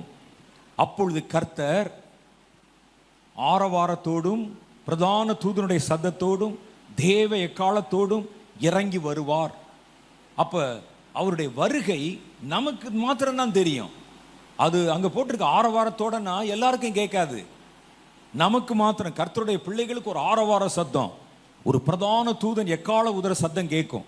வெளியே ஓடி போய் பார்ப்பீங்க, என்னமோ சத்தம் கேட்குதே, குதிரை சத்தம் கேட்குதே, ஆரவார சத்தம் கேட்குதே. பக்கத்தில் இருக்க தூங்கி கொண்டிருப்பான், அவனுக்கு கேட்காது. அது வந்த உடனே அப்பொழுது கிறிஸ்துவுக்குள் மரித்தவர்கள் முதலாவது எழுந்திருப்பார்கள். இயேசு கிறிஸ்துவுக்கு ஊழியம் செஞ்சவங்க, கர்த்தருக்கு சாட்சியாக வாழ்ந்தவர்கள் கல்லறைக்குள்ள போயிட்டாங்க. நம்ம நினைச்சோம் இனி அவங்களெல்லாம் எப்போ பார்க்க போறோமோ நினைச்சோம். அந்த கல்லறைகள் திறந்து அவர்கள் புது சரீரத்தோட உயிரோடு வருவார்கள் என்று நான் சொல்லல, வேதம் சொல்லுது. கர்த்தருடைய வேதம் சொன்னால் சொன்னதுதான், அது மாறவே மாறாது. இது அனுமானத்தில் சொல்லல, அறுதிட்டு சொல்லுகிறது. அப்பொழுது கிறிஸ்துவுக்குள் மரித்தவர்கள் முதலாவது எழுந்திருப்பார்கள். நீங்க மேல இருந்து, ஒருவேளை உங்க வீட்டில் மொட்டை மாடி இருந்துச்சுன்னா மேல இருந்து பார்த்துக்கிட்டு இருக்கீங்க, சத்தம் கேட்டுச்சு அப்படின்னு மாடிக்கு வந்தீங்க, பார்க்குறீங்க கல்லறை திறக்குது. அப்படி வானத்தில் ஆழ்க்க, அது ஒவ்வொரு மாதிரி இருக்குதே, இந்த ஊழியர் மாதிரி இருக்குதே, மரித்தார்கள் என்றெல்லாம் நினைத்தோம், எல்லாம் பறக்கிறாங்களே, ஆச்சரியமா இருக்கேன்னு பார்த்துக்கிட்டு இருக்கும்போதே உயிரோடு இருக்கும் நீங்கள் கர்த்தருக்குள் எதிர்கொண்டு போக மேகங்கள் மேல் அவர்களோட கூட ஆகாயத்தில் எடுத்துக்கொள்ளப்பட்டு இவ்விதமா எப்பொழுதும் கர்த்தருக்குள் இருப்போம். 1 தெசலோனிக்கேயரின் புஸ்தகம் 4வது அதிகாரம் 16வது வசனத்தில் சொல்லுது. அப்ப 2 சம்பவம் நடக்கும். கிறிஸ்துவுக்குள் மரித்தவர்கள், அது கிறிஸ்தவர்கள் அல்ல, கிறிஸ்துவுக்குள்ளே மரிச்ச அனுபவம் உள்ள தேவனுடைய பிள்ளைகள், மரித்தவர்கள் உயிரோடு எழும்புவாங்க. அப்பொழுது உயிருள்ளவர்களாகிய நீங்கள் அப்படியே வானத்துக்கு பார்த்துக்கிட்டு போய் எங்கேயுமா பறக்கிற மாதிரி இருக்கே, பறக்கத்தான் செய்றீங்க, பறந்துருவீங்க. யாரு? இந்த எழுப்புதலை பிறப்பிச்சு முடிச்சவங்க தான். உங்களுக்கு விதிக்கப்பட்ட கடமையை செய்து முடித்தவர்கள் கடைசி காலத்தில் பறந்து வானத்தில் போய் பார்க்குறோம். அங்கே ஆண்டவராகிய இயேசு கிறிஸ்து நின்று கொண்டிருக்கிறார். யாரை பற்றி பாடுனீங்க, யாரை பற்றி பேசுனீங்க, யாரை பற்றி மற்றவங்களுக்கு சொன்னீங்க, யார் உங்களுக்கு ஹீரோவா இருக்கிறா, அவரை நேருக்கு நேர் பார்க்க போகிறீர்கள். எப்படி இருக்கும் பார்த்தீங்கன்னா, சுற்றிலும் தேவனுடைய விரும்ப பிடிக்க போகிறோம். அதற்குள்ள இந்த 7 வருஷம் ஆகிரும். 7 வருஷம் ஆன பிறகு கர்த்தர் இந்த உயிரோடு எடுத்துக்கொள்ளப்பட்ட நம்மோடு கூட பிரதான தூதர்களோட கர்த்தரை வேற தோற்றத்தில் பார்ப்பீங்க. ஒரு ராஜாதி ராஜாவாக வெள்ளை குதிரையில் ஏறி அவர் மறுபடியும் இந்த பூமிக்கு திரும்ப வர போகிறார். நாமளும் அதே மாதிரி தான், ஆளுக்கு ஒரு குதிரை, வாங்க போயிடலாம், கட்ட கட்ட கட்டன்னு சொல்லி எல்லாரும் அந்த குதிரையை ஏறி இயேசு வரும்போது ஓசன்னா அல்லையில ஏதோ ஒன்று பாடிக்கொண்டு நம்ம எல்லாம் அப்படி இறங்கி வருகிறோம். இந்த பக்கம் மிகாவேல் தேவதூதன், அவன் தூதனோடு கூட பட்டயத்தை உருவின தேவதூதர்கள் ஊன் கத்திக்கிட்டு அங்கேருந்து இறங்கி வர்றாங்க. அது 7 வருஷம் ஆயிடுச்சு. இந்த 7 வருஷம் அங்கே நடக்கும்போது கேமரா அப்படி இங்கே திருப்புனீங்கன்னா, கட் பண்ணி இங்கே திருப்புனீங்கன்னா, உலகத்தில் 7 வருஷம் உபத்திரவ காலம். ஏன்னா கர்த்தருடைய பிள்ளைகள் போயிட்டாங்க, அவங்க உலகத்தில் 7 வருஷம் உபத்திரவ காலம். இதை 2 பிரிவா பிரிக்கிறாங்க. ஒன்று உபத்திரவ காலம் என்று 3.5 வருஷமும், 2வது மகா உபத்திரவ காலம் என்று இன்னொரு 3.5 வருஷமும் பிரிக்கிறாங்க. முதல் 3.5 வருஷத்துல உலக மக்கள் முழுவதும் இந்த அந்தி கிறிஸ்துவனால உபத்திரவப்படுத்தப்படுவாங்க. இந்த அந்தி கிறிஸ்து என்ன செய்வான்னா, இந்த உலகத்தை ஒருங்கிணைத்து ஒன் வேர்ல்டு கவர்மெண்ட் என்கிற முழு உலக அரசாங்கத்தை ஸ்தாபிப்பான். நீங்க செய்தித்தாள்களை படிக்கிறவங்களா இருந்தா சமீபத்தில் உலக தலைவர்களுடைய வாயிலிருந்து முழு உலக அரசாங்கத்தை பற்றின செய்திகள் வருவதை படிக்க முடியும். அதுதான் வியாபாரத்தை ஒருங்கிணைக்கிறாங்க, மதத்தை ஒருங்கிணைக்கிறாங்க, அரசியலை ஒருங்கிணைக்கிறாங்க. அதன் மேலே அந்தி கிறிஸ்து ராஜாவாய் உட்கார்ந்துருவான். கிழக்கிலிருந்து மேற்கு வரைக்கும், வடக்கிலிருந்து தெற்கு வரைக்கும் ஒரே அரசாங்கம், ஒரே ஆளுநர், அந்தி கிறிஸ்து. 7 வருஷம் அவருடைய ஆட்சி அமைப்பதற்கு யூதர்கள் அவனுக்கு உதவி செய்வாங்க. யூதர்கள் தான் கூட இருப்பாங்க. அவன் சொல்வான், நான் தான் மேசியா. அவனை மேசியாவாக ஏற்றுக்கொள்வார்கள். இயேசு சொன்னார், நான் என் பிதாவின் நாமத்தினால் வந்தேன், நீங்கள் என்னை ஏற்றுக்கொள்ளவில்லை, வேறொருவன் தன் சுய நாமத்திலே வருவான், அப்பொழுது நீங்கள் அவனை ஏற்றுக்கொள்வீர்கள் என்று இந்த அந்தி கிறிஸ்துவை பற்றி தான் கர்த்தர் சொன்னார். இவன் வந்த உடனே அவனை ஏற்றுக்கிடுவாங்க. அவன் எருசலேமில் ஒரு தேவாலயத்தை கட்டி 3.5 வருஷத்துக்குள்ள அந்த ஆலயத்தை கட்டிடுவான். அவர்கள் இவனுக்கு விசுவாசமாக இருக்கிறதுனால யூதர்கள் மற்றவர்களை கொடுமைப்படுத்துவதற்கும் அவருடைய ஆட்சியை பரவ வைப்பதற்கும் அந்தி கிறிஸ்துவுக்கு கை கொடுப்பாங்க. அது 3.5 வருஷம். 3.5 வருஷம் முடிவிலே எருசலேம் தேவாலயத்தை கட்டி முடிச்சு பிரதிஷ்டை பண்ணும்போது அந்தி கிறிஸ்து அதன் மேலே கடவுள் போல உட்கார்ந்து, நான் தான் கடவுள், என்னை ஆராதியுங்கள் என்று சொல்லுவான். யூதர்கள் அலர்ட் ஆயிடுவாங்க. அவர்களை பொறுத்தளவில் மேசியா என்பவர் தங்களை விடுவிக்கிறவர் ஒழிய ஆராதனைக்குரியவர் அல்ல. ஆராதனைக்குரியவர் யெகோவாகிய தேவன் ஒருவர் தான். இவன் சொல்றான் என்னை தான் ஆராதிக்கணும். அதைத்தான் வேதம் சொல்லுது, பாழாக்கும் அருவருப்பு பரிசுத்த ஸ்தலத்திலே உட்கார்ந்திருக்க காணும்போது, அது உட்கார்ந்த உடனே அவனது சட்டத்தை போட்ட இவர்கள் அவனுக்கு எதிராக திரும்புவாங்க. உடனே அவனுடைய கோபம் யூதர்கள் மேல திரும்பி, ஒருவனை விடக்கூடாது, யூதர்கள் அழிங்கன்னு சொல்லி ஹிட்லர் காலம் மாதிரி சட்டம் போட்டு துரத்துவாங்க. அதுதான் மகா உபத்திரவ காலம். இந்த உபத்திரவ காலத்தில், மகா உபத்திரவ காலத்துக்கு நடுவில் இந்த 7 வருஷத்துல ஒரு கூட்டம் பேர் கர்த்தருடைய பிள்ளைகள் பரலோகத்துக்கு போயிட்டீங்க. எழுப்புதலே கர்த்தரால் தெரிந்தெடுக்கப்பட்டவர்கள். இவங்களை 7 வருஷம் கர்த்தர் இந்த பூமியில விட்டு வைப்பார். அவங்க உள்ளதான் இருப்பாங்க. அவன் சாத்தானுடைய கிரிகளை எதிர்ப்பாங்க. ஆனா சாத்தானால அவர்களை ஒன்றும் செய்ய முடியாது. எங்கிருந்து வர்றான், எங்க போறான், எப்படி சாப்பிட்றான், நம்ம சட்டங்களை திட்டி அந்த முத்திரையை போட வச்சு, முத்திரை இல்லாட்டா விற்க முடியாது, வாங்க முடியாதுன்னு சொல்றோம். ஒரு கூட்டம் பேர் இருக்கிறாங்க, எங்க இருக்கிறானே தெரியல. ஸ்கேனர் வச்சிருக்கிறோம், அது வச்சிருக்கிறோம், சேட்டலைட் வச்சிருக்கிறோம், கண்டே பிடிக்க முடியல. ஒரு கூட்டம் பேர் இருக்கிறாங்க, இந்த பூமியில இருப்பாங்க. கர்த்தர் அவர்களை மிச்சமாய் விட்டு வைத்திருக்கிறார். அல்லேலூயா. ஏன் மிச்சமாய் விட்டு வைத்திருக்கிறார் தெரியுமா? அவர் திரும்பி இந்த உலகத்துக்கு வரும்போது இந்த உலகத்தை பிடித்து அப்ப இந்த பூமியை கர்த்தர் பிடிச்சு ஆளணும்னா பூமிக்குரிய சரீரம் கொண்ட மனிதர்கள் அவருக்கு வேணும். அவர்களைத்தான் கர்த்தர் அங்கே மிச்சமாய் வைத்திருக்கிறார். அவர்களை வேதம் தெரிந்து கொள்ளப்பட்டவர்கள் என்று சொல்லுகிறார். அவங்க அந்த 7 வருஷம் இந்த உலகத்தில் இருப்பாங்க. கர்த்தர் அவர்களை தன்னுடைய வருகையிலே பூமியை ஆளுமை செய்வதற்கு குடிமக்களாக மிச்சமாக வச்சிருப்பார். நிறைய பேர் இதை நம்ப மாட்டாங்க. அது எப்படி? 2 பத்தி தானே வேதத்தில் சொல்லுது. அவருடைய ரகசிய வருகை வரும் பொழுது கர்த்தர் என்ன செய்வார்? 2 பேர் வயல்ல இருப்பாங்க, ஒருவன் எடுத்துக்கொள்ளப்படுவான், ஒருவன் கைவிடப்படுவான் தானே சொல்லுது. நீங்க புதுசா ஒரு கூட்டம் ஜனங்கள் இருப்பாங்கன்னு சொல்றீங்களே, அது எப்படி நீங்க கேட்பீங்க? வேதத்தில் அதை பற்றி சொல்லி இருக்கிறது. மத்தேயு சுவிசேஷம் 24வது அதிகாரம் 29வது வசனத்திலிருந்து 31 வரைக்கும். இயேசு முதல் முறை வந்தாரு, யாருக்கும் தெரியாத ரகசிய வருகை. மரித்தவர்கள் எழுந்தார்கள், உயிரோடு இருந்த நீங்கள் பறந்து போய்விட்டீர்கள். இப்ப சொல்ற இந்த வருகை இயேசு மறுபடி உங்களோட திரும்பி வருகிற பகிரங்க வருகை, செகண்ட் கமிங், 2வது வருகை. இந்த ரகசிய வருகையில இயேசு பூமிக்கு வரல, மத்திய வானத்திலே வந்து நின்றார். நீங்கள் தான் அவரை எதிர்கொண்டு போனீர்கள். அப்படித்தான வசனத்துல வாசம். அவர் பூமிக்கு வரல, இப்ப வரும்போது பூமிக்கு இறங்கி வருகிறார். வரும்போது என்ன நடக்குது பாருங்க. மத்தேயு 24:29, அந்நாட்களில் உபத்திரவம் முடிந்த உடனே, அப்படின்னா என்ன? மகா உபத்திரவ காலம் அந்த 3.5 வருஷம் முடிஞ்ச உடனே சூரியன் அந்தகாரப்படும், சந்திரன் ஒளியை கொடாதிருக்கும், நட்சத்திரங்கள் வானத்திலிருந்து விழும், வானத்தின் சத்துவங்கள் அசைக்கப்படும். இப்போ செகண்ட் கமிங். அப்பொழுது மனுஷகுமாரனுடைய அடையாளம் வானத்திலே காணப்படும். அப்பொழுது மனுஷகுமாரன் வல்லமையோடும் மிகுந்த மகிமையோடும் வானத்தின் மேகங்கள் மேல் வருகிறதை பூமியில் உள்ள சகல கோத்தரத்தாரும் கண்டு புலம்புவார்கள். இது பகிரங்க வருகை, எல்லாரும் பார்ப்பான். முதல்ல நம்ம பார்த்தது மற்றவங்க பார்க்க மாட்டாங்க, நீங்க மாத்திரம்தான் பார்ப்பீங்க. இப்போ எல்லாரும் பார்ப்பாங்க, கண்டு புலம்புவார்கள். இப்போ கர்த்தர் ஒரு காரியம் செய்கிறார். வலுவாய் துணிக்கும் எக்கால சத்தத்தோட அவர் தமது தூதர்களை அனுப்புவார். ஆண்டவர் அப்படி மேகத்தில் அப்படியே வர்றாரு, எல்லாரும் பார்க்குறாங்க. பார்க்கும்போது கர்த்தர் சொல்றார், நீ ஒரு 10 பேர் அந்த வடக்க போ, 10 பேர் தெற்க போ அப்படின்னு தம்முடைய தூதர்களை எக்காலத்தை எடுத்துட்டு போங்கப்பா அப்படின்னு சொன்ன உடனே தம்முடைய தூதர்களை அனுப்புவார். அவர்கள் ஒவ்வொரு திசைக்கும் போய் அவரால் தெரிந்து கொள்ளப்பட்டவர்களை வானத்தின் ஒரு முனை முதற்கொண்டு மறுமுனை மட்டும் 4 திசைகளிலிருந்து கூட்டி சேர்ப்பார்கள். இப்போ நம்ம கேள்வி என்னன்னா, இப்போ 2வது வருகை வரும்போது ரகசிய வருகையிலே போன நீங்களும் நானும் வந்துட்டோம். பூமியில இருக்கிறவங்க கைவிடப்பட்டவங்க தான் இருக்கிறாங்க நீங்க நம்ம நினைச்சோம். ஆனால் கர்த்தர் சொல்லுகிறார், அதை தாண்டி தெரிந்து கொள்ளப்பட்டவர்கள் ஒரு கூட்டம் உள்ள இருந்திருக்கிறாங்க. அவர் வரும்போது எக்காலத்தை இசைத்து கொண்டு 4 திசைகளுக்கும் தூதர்கள் கடந்து போய் கர்த்தரால் தெரிந்து கொள்ளப்பட்டவர்களை பூமியின் கடையாந்தரங்களில் இருந்தும் அவரிடத்திலே கூட்டி சேர்ப்பாங்க. யார் இந்த தெரிந்து கொள்ளப்பட்டவர்கள்? இவங்க இந்த 7 வருஷம் பூமியில் என்ன செஞ்சாங்க? இவர்கள் ஏன் அந்த ரகசிய வருகையிலே வரல அப்படின்னா, இவர்கள் தான் அந்த எழுப்புதலே பிறந்தவங்க.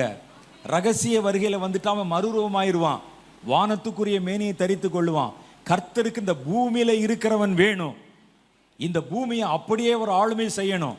அதுக்குன்னு ஒரு கூட்டத்தை கர்த்தர் எழுப்பத்தான் இந்த கடைசி கால எழுப்புதலை கர்த்தர் வாக்கு பண்ணி இருக்கிறார். அப்ப நீங்க எழுப்புதலை எழுப்புவீங்க, உங்களால பிறந்தவர்கள் மிச்சமா வைக்கப்படுவாங்க. இவர்கள் இந்த 7 வருஷத்துல கர்த்தர் அவர்களை வித்தியாசமாய் நடத்துவார். கர்த்தர் இதை பற்றி என்னிடத்தில் பேசின போது நான் ஆண்டவர்கிட்ட கேட்டேன், இவங்க தான் வந்து விற்கவும் முடியாது வாங்க முடியாதுன்னு சொல்லுது ஆண்டவரே, இவங்க எப்படி இந்த தெரிந்து கொள்ளப்பட்டவர்கள் எப்படி சாப்பிடுவாங்க? முத்திரை போடலன்னா தான் ஒரு பொருள் வாங்க முடியாதாமே, எப்படி வாழ்வார்கள் அப்படின்னு கேட்டபோது கர்த்தர் சொன்னார், 7 வருஷத்தை நீ சொல்ற, நான் இதே உலகத்திலே 40 வருஷம் என் ஜனம் விதைக்கவும் இல்லை, அறுக்கவும் இல்லை, நூற்கவும் இல்லை, நெய்யவும் இல்லை. நான் அவர்களை 40 வருஷம் வனாந்திரத்திலே பிழைப்பூட்டினேன். அன்றைக்கு நடந்ததை போலவே இவன் யார்கிட்டையும் கை கட்டி நிற்க மாட்டான், யார்கிட்டையும் கை நீட்டி கேட்க மாட்டான். என் வாயிலிருந்து புறப்படும் ஒவ்வொரு வார்த்தையினாலும் அவர்களை பிழைப்பூட்டுவேன். அவங்க இருக்கிற சாத்தானுக்கே தெரியாது, எல்லாத்தையும் ஜெயிச்சிட்டோம் நினைச்சுக்கிட்டு இருப்பான். கர்த்தர் ஒரு கூட்டம் பேரை தம்முடைய வருகைக்காக மிச்சமாய் வைக்க போகிறார். இப்ப சொல்லுங்க, இவர்கள் எழுப்புதலே பிறப்பிக்கப்பட்டவங்க. அப்ப இந்த எழுப்புதல் எவ்வளவு முக்கியம் என்று யோசிச்சு பாருங்க. இந்த எழுப்புதல் வராவிட்டால், இவர்கள் பிறக்காவிட்டால், தெரிந்து கொள்ளப்பட்ட ஒரு கூட்டத்துக்கு கர்த்தர் எங்கே போறது? அந்த எழுப்புதல் பிறப்பிக்கப்படாவிட்டால், அதை பிறப்பிக்கிறவர்கள் இல்லாவிட்டால் எழுப்புதல் எப்படி வரும்? அதனாலதான் இந்த எழுப்புதல் கட்டாயம் வரணும். அந்த எழுப்புதல் திட்டத்துல நீங்கள் பங்கு பெறணும். இது கடைசி காலத்தில் நடக்க போகிற காரியம். கர்த்தர் வந்து இந்த உலகத்தை பிடிப்பார், சாத்தானையும் அவனோடு கூட சேர்ந்த தூதர்களையும் சங்கிலிகளிலே கட்டி பாதாளத்தில் கொண்டே போடுவார். தம்முடைய சிங்காசனத்தை கர்த்தர் எருசலேமிலே ஸ்தாபிப்பார். ஒரே கர்த்தரும் ஒரே ஆளுமை செய்கிறவரும் ஒரே ராஜாவும் உண்டு. 1000 வருடம் இந்த பூமியில் அரசு ஆளுமை செய்வார். அல்லேலூயா. அப்ப இந்த மிச்சமா வைக்கப்பட்டவங்க தான் பாருங்க, அவர்கள் அந்த 1000 வருட அரசாட்சியிலே பங்கு பெறுவாங்க.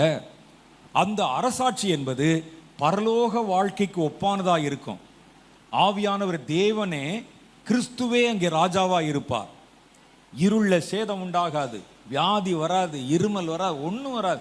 பரலோகத்தில் ஒரு வாழ்க்கை எப்படி இருக்குமோ அதே போல இந்த வாழ்க்கை பூமியில இருக்கும்.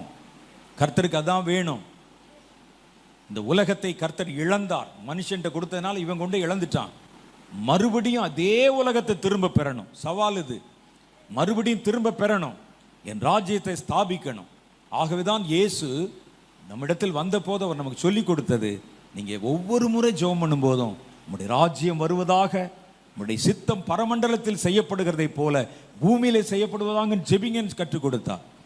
கர்த்தரிடத்திலே கேட்டாங்க, வானத்தையும் பூமியும் படைத்த நீர் ஏன் இந்த பூமிக்கு ஒரு மனுஷனா வரணும்? கர்த்தர் அவர்கள் சொன்ன பதில், இழந்ததை தேட ரட்சிக்க மனுஷகுமாரன் வந்தார். ரட்சிப்பது என்பது மனிதர்களை, இழந்தது இதே பூமி திரும்ப பெறணும். சாத்தான் கண்ணுக்கு முன்னால 1000 வருடம் இந்த பூமியிலே மனுஷகுமாரன் ராஜாவாய் வீட்டிருந்து காமிக்கணும். உலகத்தை கர்த்தர் எதற்கு படைத்தாரோ அதில் அந்த ராஜ்யம் எப்படி இருக்கும் என்பதை ஜனங்களுக்கு காண்பிக்கணும். 1000 வருடம் அந்த நாட்களில் தீங்கு செய்வார் இல்லை. குழந்தை பாம்பை பிடிச்சி விளையாடுமா? வசனத்தில் ஏசாயா சொல்றாரு, சிங்கமும் ஓநாயும் ஆடும் கூடி மேயும், தீங்கு செய்வார் ஒருவரும் அங்கு இல்லை. எப்படி இருக்கும் பாருங்க கர்த்தருடைய 1000 வருட அரசாட்சி, அத்தனை ஆசீர்வாதமா இருக்கும். இந்த அரசாட்சிக்கு கர்த்தரை ராஜாவாய் உட்கார வைத்து அவருடைய விருப்பத்தை நிறைவேற்றி இந்த பூமியை அவர் கையில கொடுக்கறதுக்கு தான் கர்த்தர் இன்றைக்கு உங்களை தேடுகிறார். நம்ம தான் அதை செய்யணும். நம்ம தானே இழந்தோம், நம்ம தானே விட்டு கொடுத்தோம். அப்ப கடைசி காலத்துல இந்த எழுப்புதல் திட்டம் நிறைவேறணும். கர்த்தருடைய வருகை வரும்பொழுது அவருக்கு குடிமக்களை ஆயத்தப்படுத்தி கொடுக்கிற திட்டத்துல தான் கர்த்தர் உங்களை பயன்படுத்த விரும்புகிறார். இதை நீங்கள் தெளிவாய் செய்து முடிப்பதற்குத்தான் கர்த்தர் இந்த அபிஷேகங்களை வாக்கு பண்ணுகிறார். தீர்க்க தரிசன அபிஷேகம், ஜெபிக்கிற அபிஷேகம், யுத்த அபிஷேகம். ஏன்னா சாத்தான் கையில இருந்து அதை பிடுங்கன்னு சொன்னா சாத்தான் சீறி கொண்டு பாய்வான். உங்களுடைய யுத்த அபிஷேகம் அவனை ஜெயித்து காண்பிக்கும். சுவிசேஷ அபிஷேகம் அதுதான் அந்த எழுப்புதலை பரவ செய்யும். இதெல்லாம் வந்தா தான் கர்த்தருடைய வருகை வர முடியும். இப்ப சொல்லுங்க, நீங்க சாதாரணமான ஆட்களா? உங்களுக்கு கர்த்தர் சாதாரணமான ஒரு அழைப்பையா வைத்திருக்கிறார்? என்னுடைய அனுமானத்தின்படி கேட்டா எலியாவை விட பெரிய அழைப்பு நம்முடைய அழைப்பு, எலிசாவை விட பெரிய அழைப்பு நம்முடைய அழைப்பு, தாவீதை விட பெரிய அழைப்பு நம்முடைய அழைப்பு. ஏன்? நம்முடைய முற்பிதாக்களாகிய அப்போஸ்தலர்களை விட கடைசியில் வருகிற உங்களை இடத்துல தான் கர்த்தர் தம்முடைய காரியத்தை நிறைவேற்றும்படி அவர்களை விட விசேஷித்த அழைப்பை கர்த்தர் நமக்கு வைத்திருக்கிறார். அவங்க சபையினுடைய சரித்திரத்தை ஆரம்பிச்சு கர்த்தருக்கு மனவாட்டியை ஆயத்தப்படுத்தினாங்க. கடைசி காலத்தில் எழும்புகிற நீங்கள் கர்த்தருக்கு இந்த உலகத்தையே ஆயத்தப்படுத்த போறீங்க. கர்த்தருடைய விருப்பத்தை நிறைவேற்ற போறீங்க. இவ்வளவு பலமான அடையாளத்திற்கு ஏற்படுத்தி வைத்தவர்களை இன்னைக்கு கிரவுண்ட் லெவலில் பயன்படுத்துகிறாங்க பாருங்க. அதைத்தான் எனக்கு பொறுக்க முடியல. உங்களுக்கு உங்கள் பலத்தை சொல்லி கொடுக்காம, உங்களை கர்த்தர் வைத்து என்ன நடத்த போறான்னு சொல்லித்தராம, மறுபடியும் அஸ்திவாரத்துக்குள்ளே சுத்த வைக்கிறாங்க பாருங்க. வாங்க எங்கிட்ட வாங்க, எண்ணெய் மந்திரிச்சு கொடுக்குறோம், கயிறு கட்டி விடுறோம், பேய் வந்தா பிசாசை விரட்டி விடுறோம், பிள்ளைகளுக்கு மாப்பிள்ளை வரன் வாங்கி கொடுக்குறோம், விற்கும் வாங்கும் என்கிட்ட வாங்க, இப்படிலாம் சொல்லி மறுபடியும் இந்த பால பாடத்திலே உட்கார வைக்கிறாங்களே. அது தப்பான்னு கேட்டால் இல்லை. அஸ்திவாரம் நல்லது. ஆனால் அஸ்திவாரம் ஒரு முறை தான் போடப்படணும். திருப்பி உங்கள் தலையில் அஸ்திவாரம் போடணுமா? இல்லை. இனி நீங்கள் அடுத்த காரியத்தை செய்யும்படி எழும்பணும், ஜெயிக்கணும், புறப்படணும். கர்த்தருடைய வருகை வரணும்னா அதற்கு முன்னால கர்த்தருக்கு என்று வைராக்கியம் பாராட்டுகிற ஒரு கூட்டம் ஜனம் வேணும். அதைத்தான் கர்த்தர் தேடுகிறார். நான் உங்களை உட்கார வைக்க விரும்பல.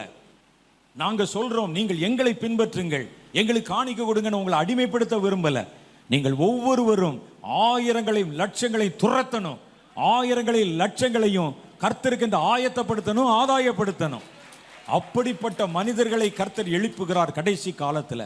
ஆனா ஒரு கூட்டம் பேரை சாத்தான் எழுப்பி ஊழியர்கள் என்கிற போர்வையில வச்சு உங்களை எடுப்பார் கைப்பிள்ளைகளாக வைத்து கொண்டே இருக்க சாத்தான் தந்திரம் வச்சிருக்கான். விழித்துக் கொள்ளுங்கள்.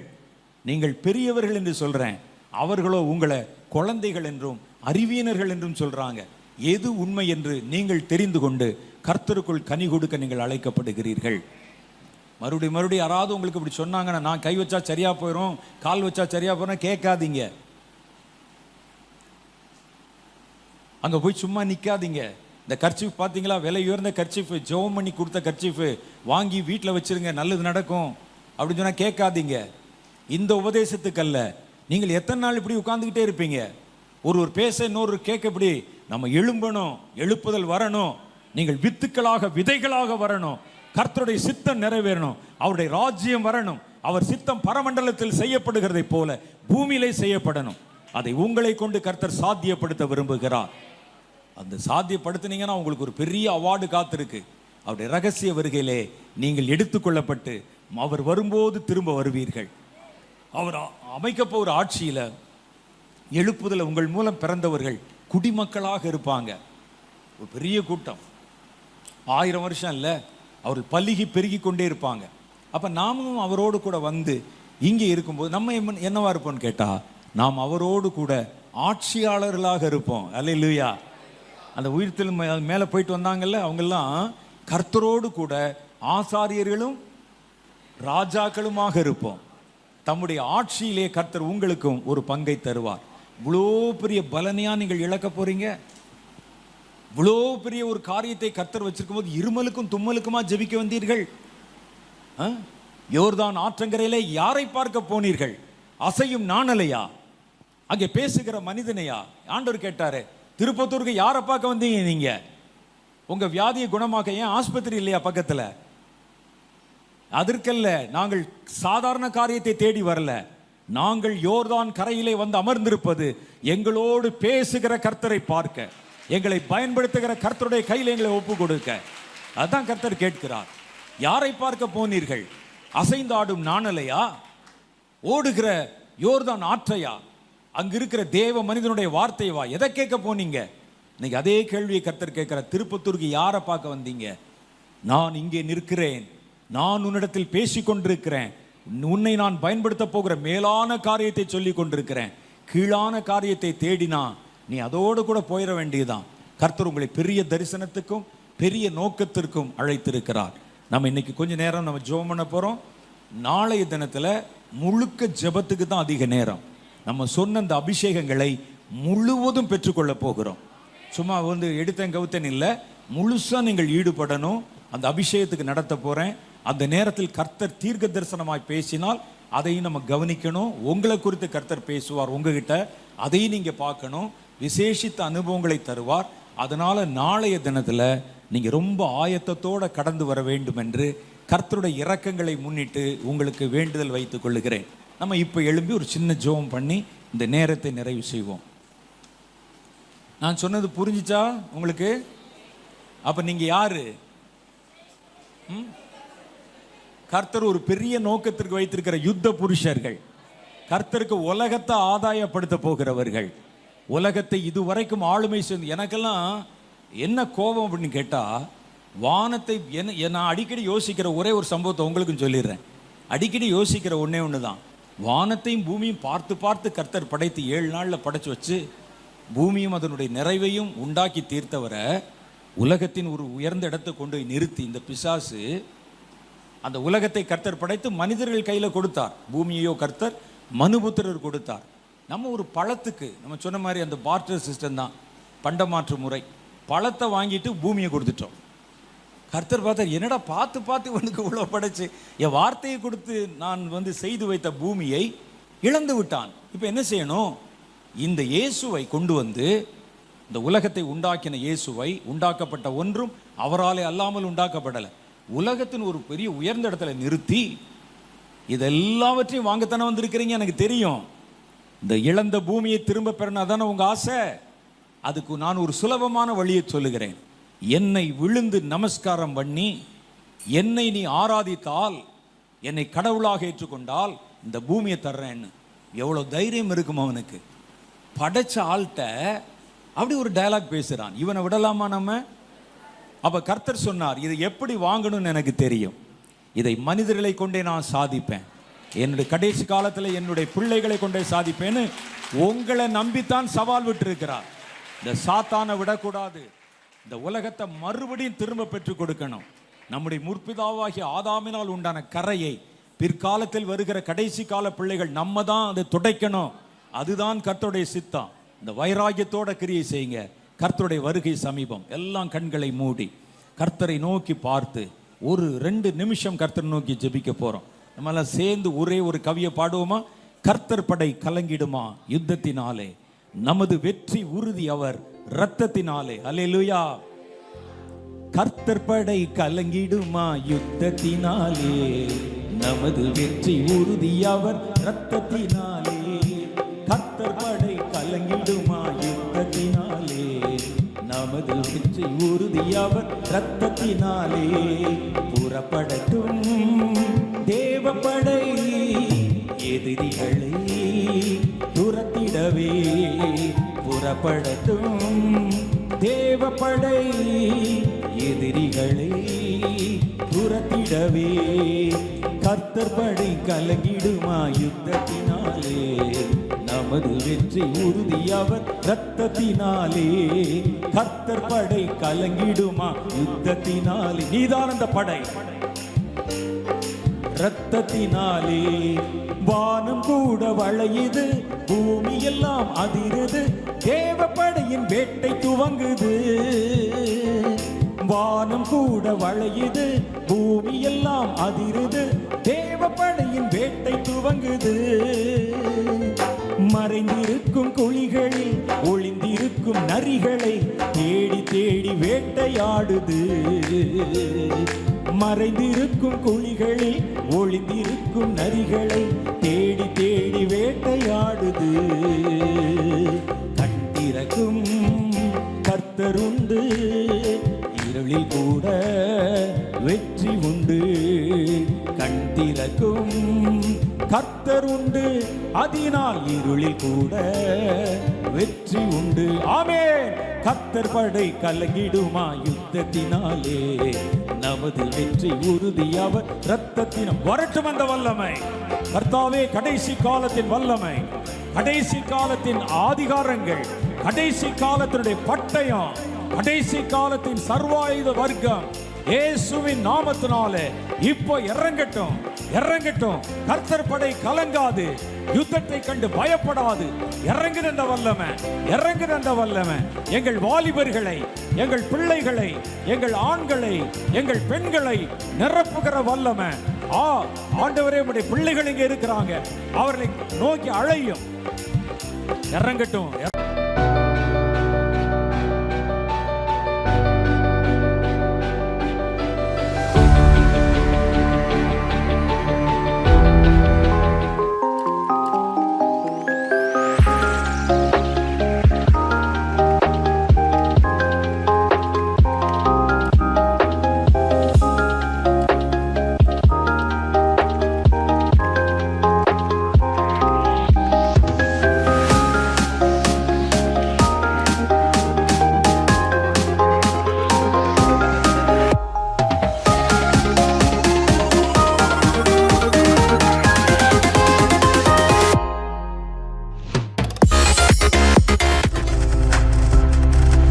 நீங்கள் பார்த்துக் கொண்டிருப்பது உங்கள் ஜாய் டிவி. உங்கள் துக்கம் சந்தோஷமாய் மாறும்.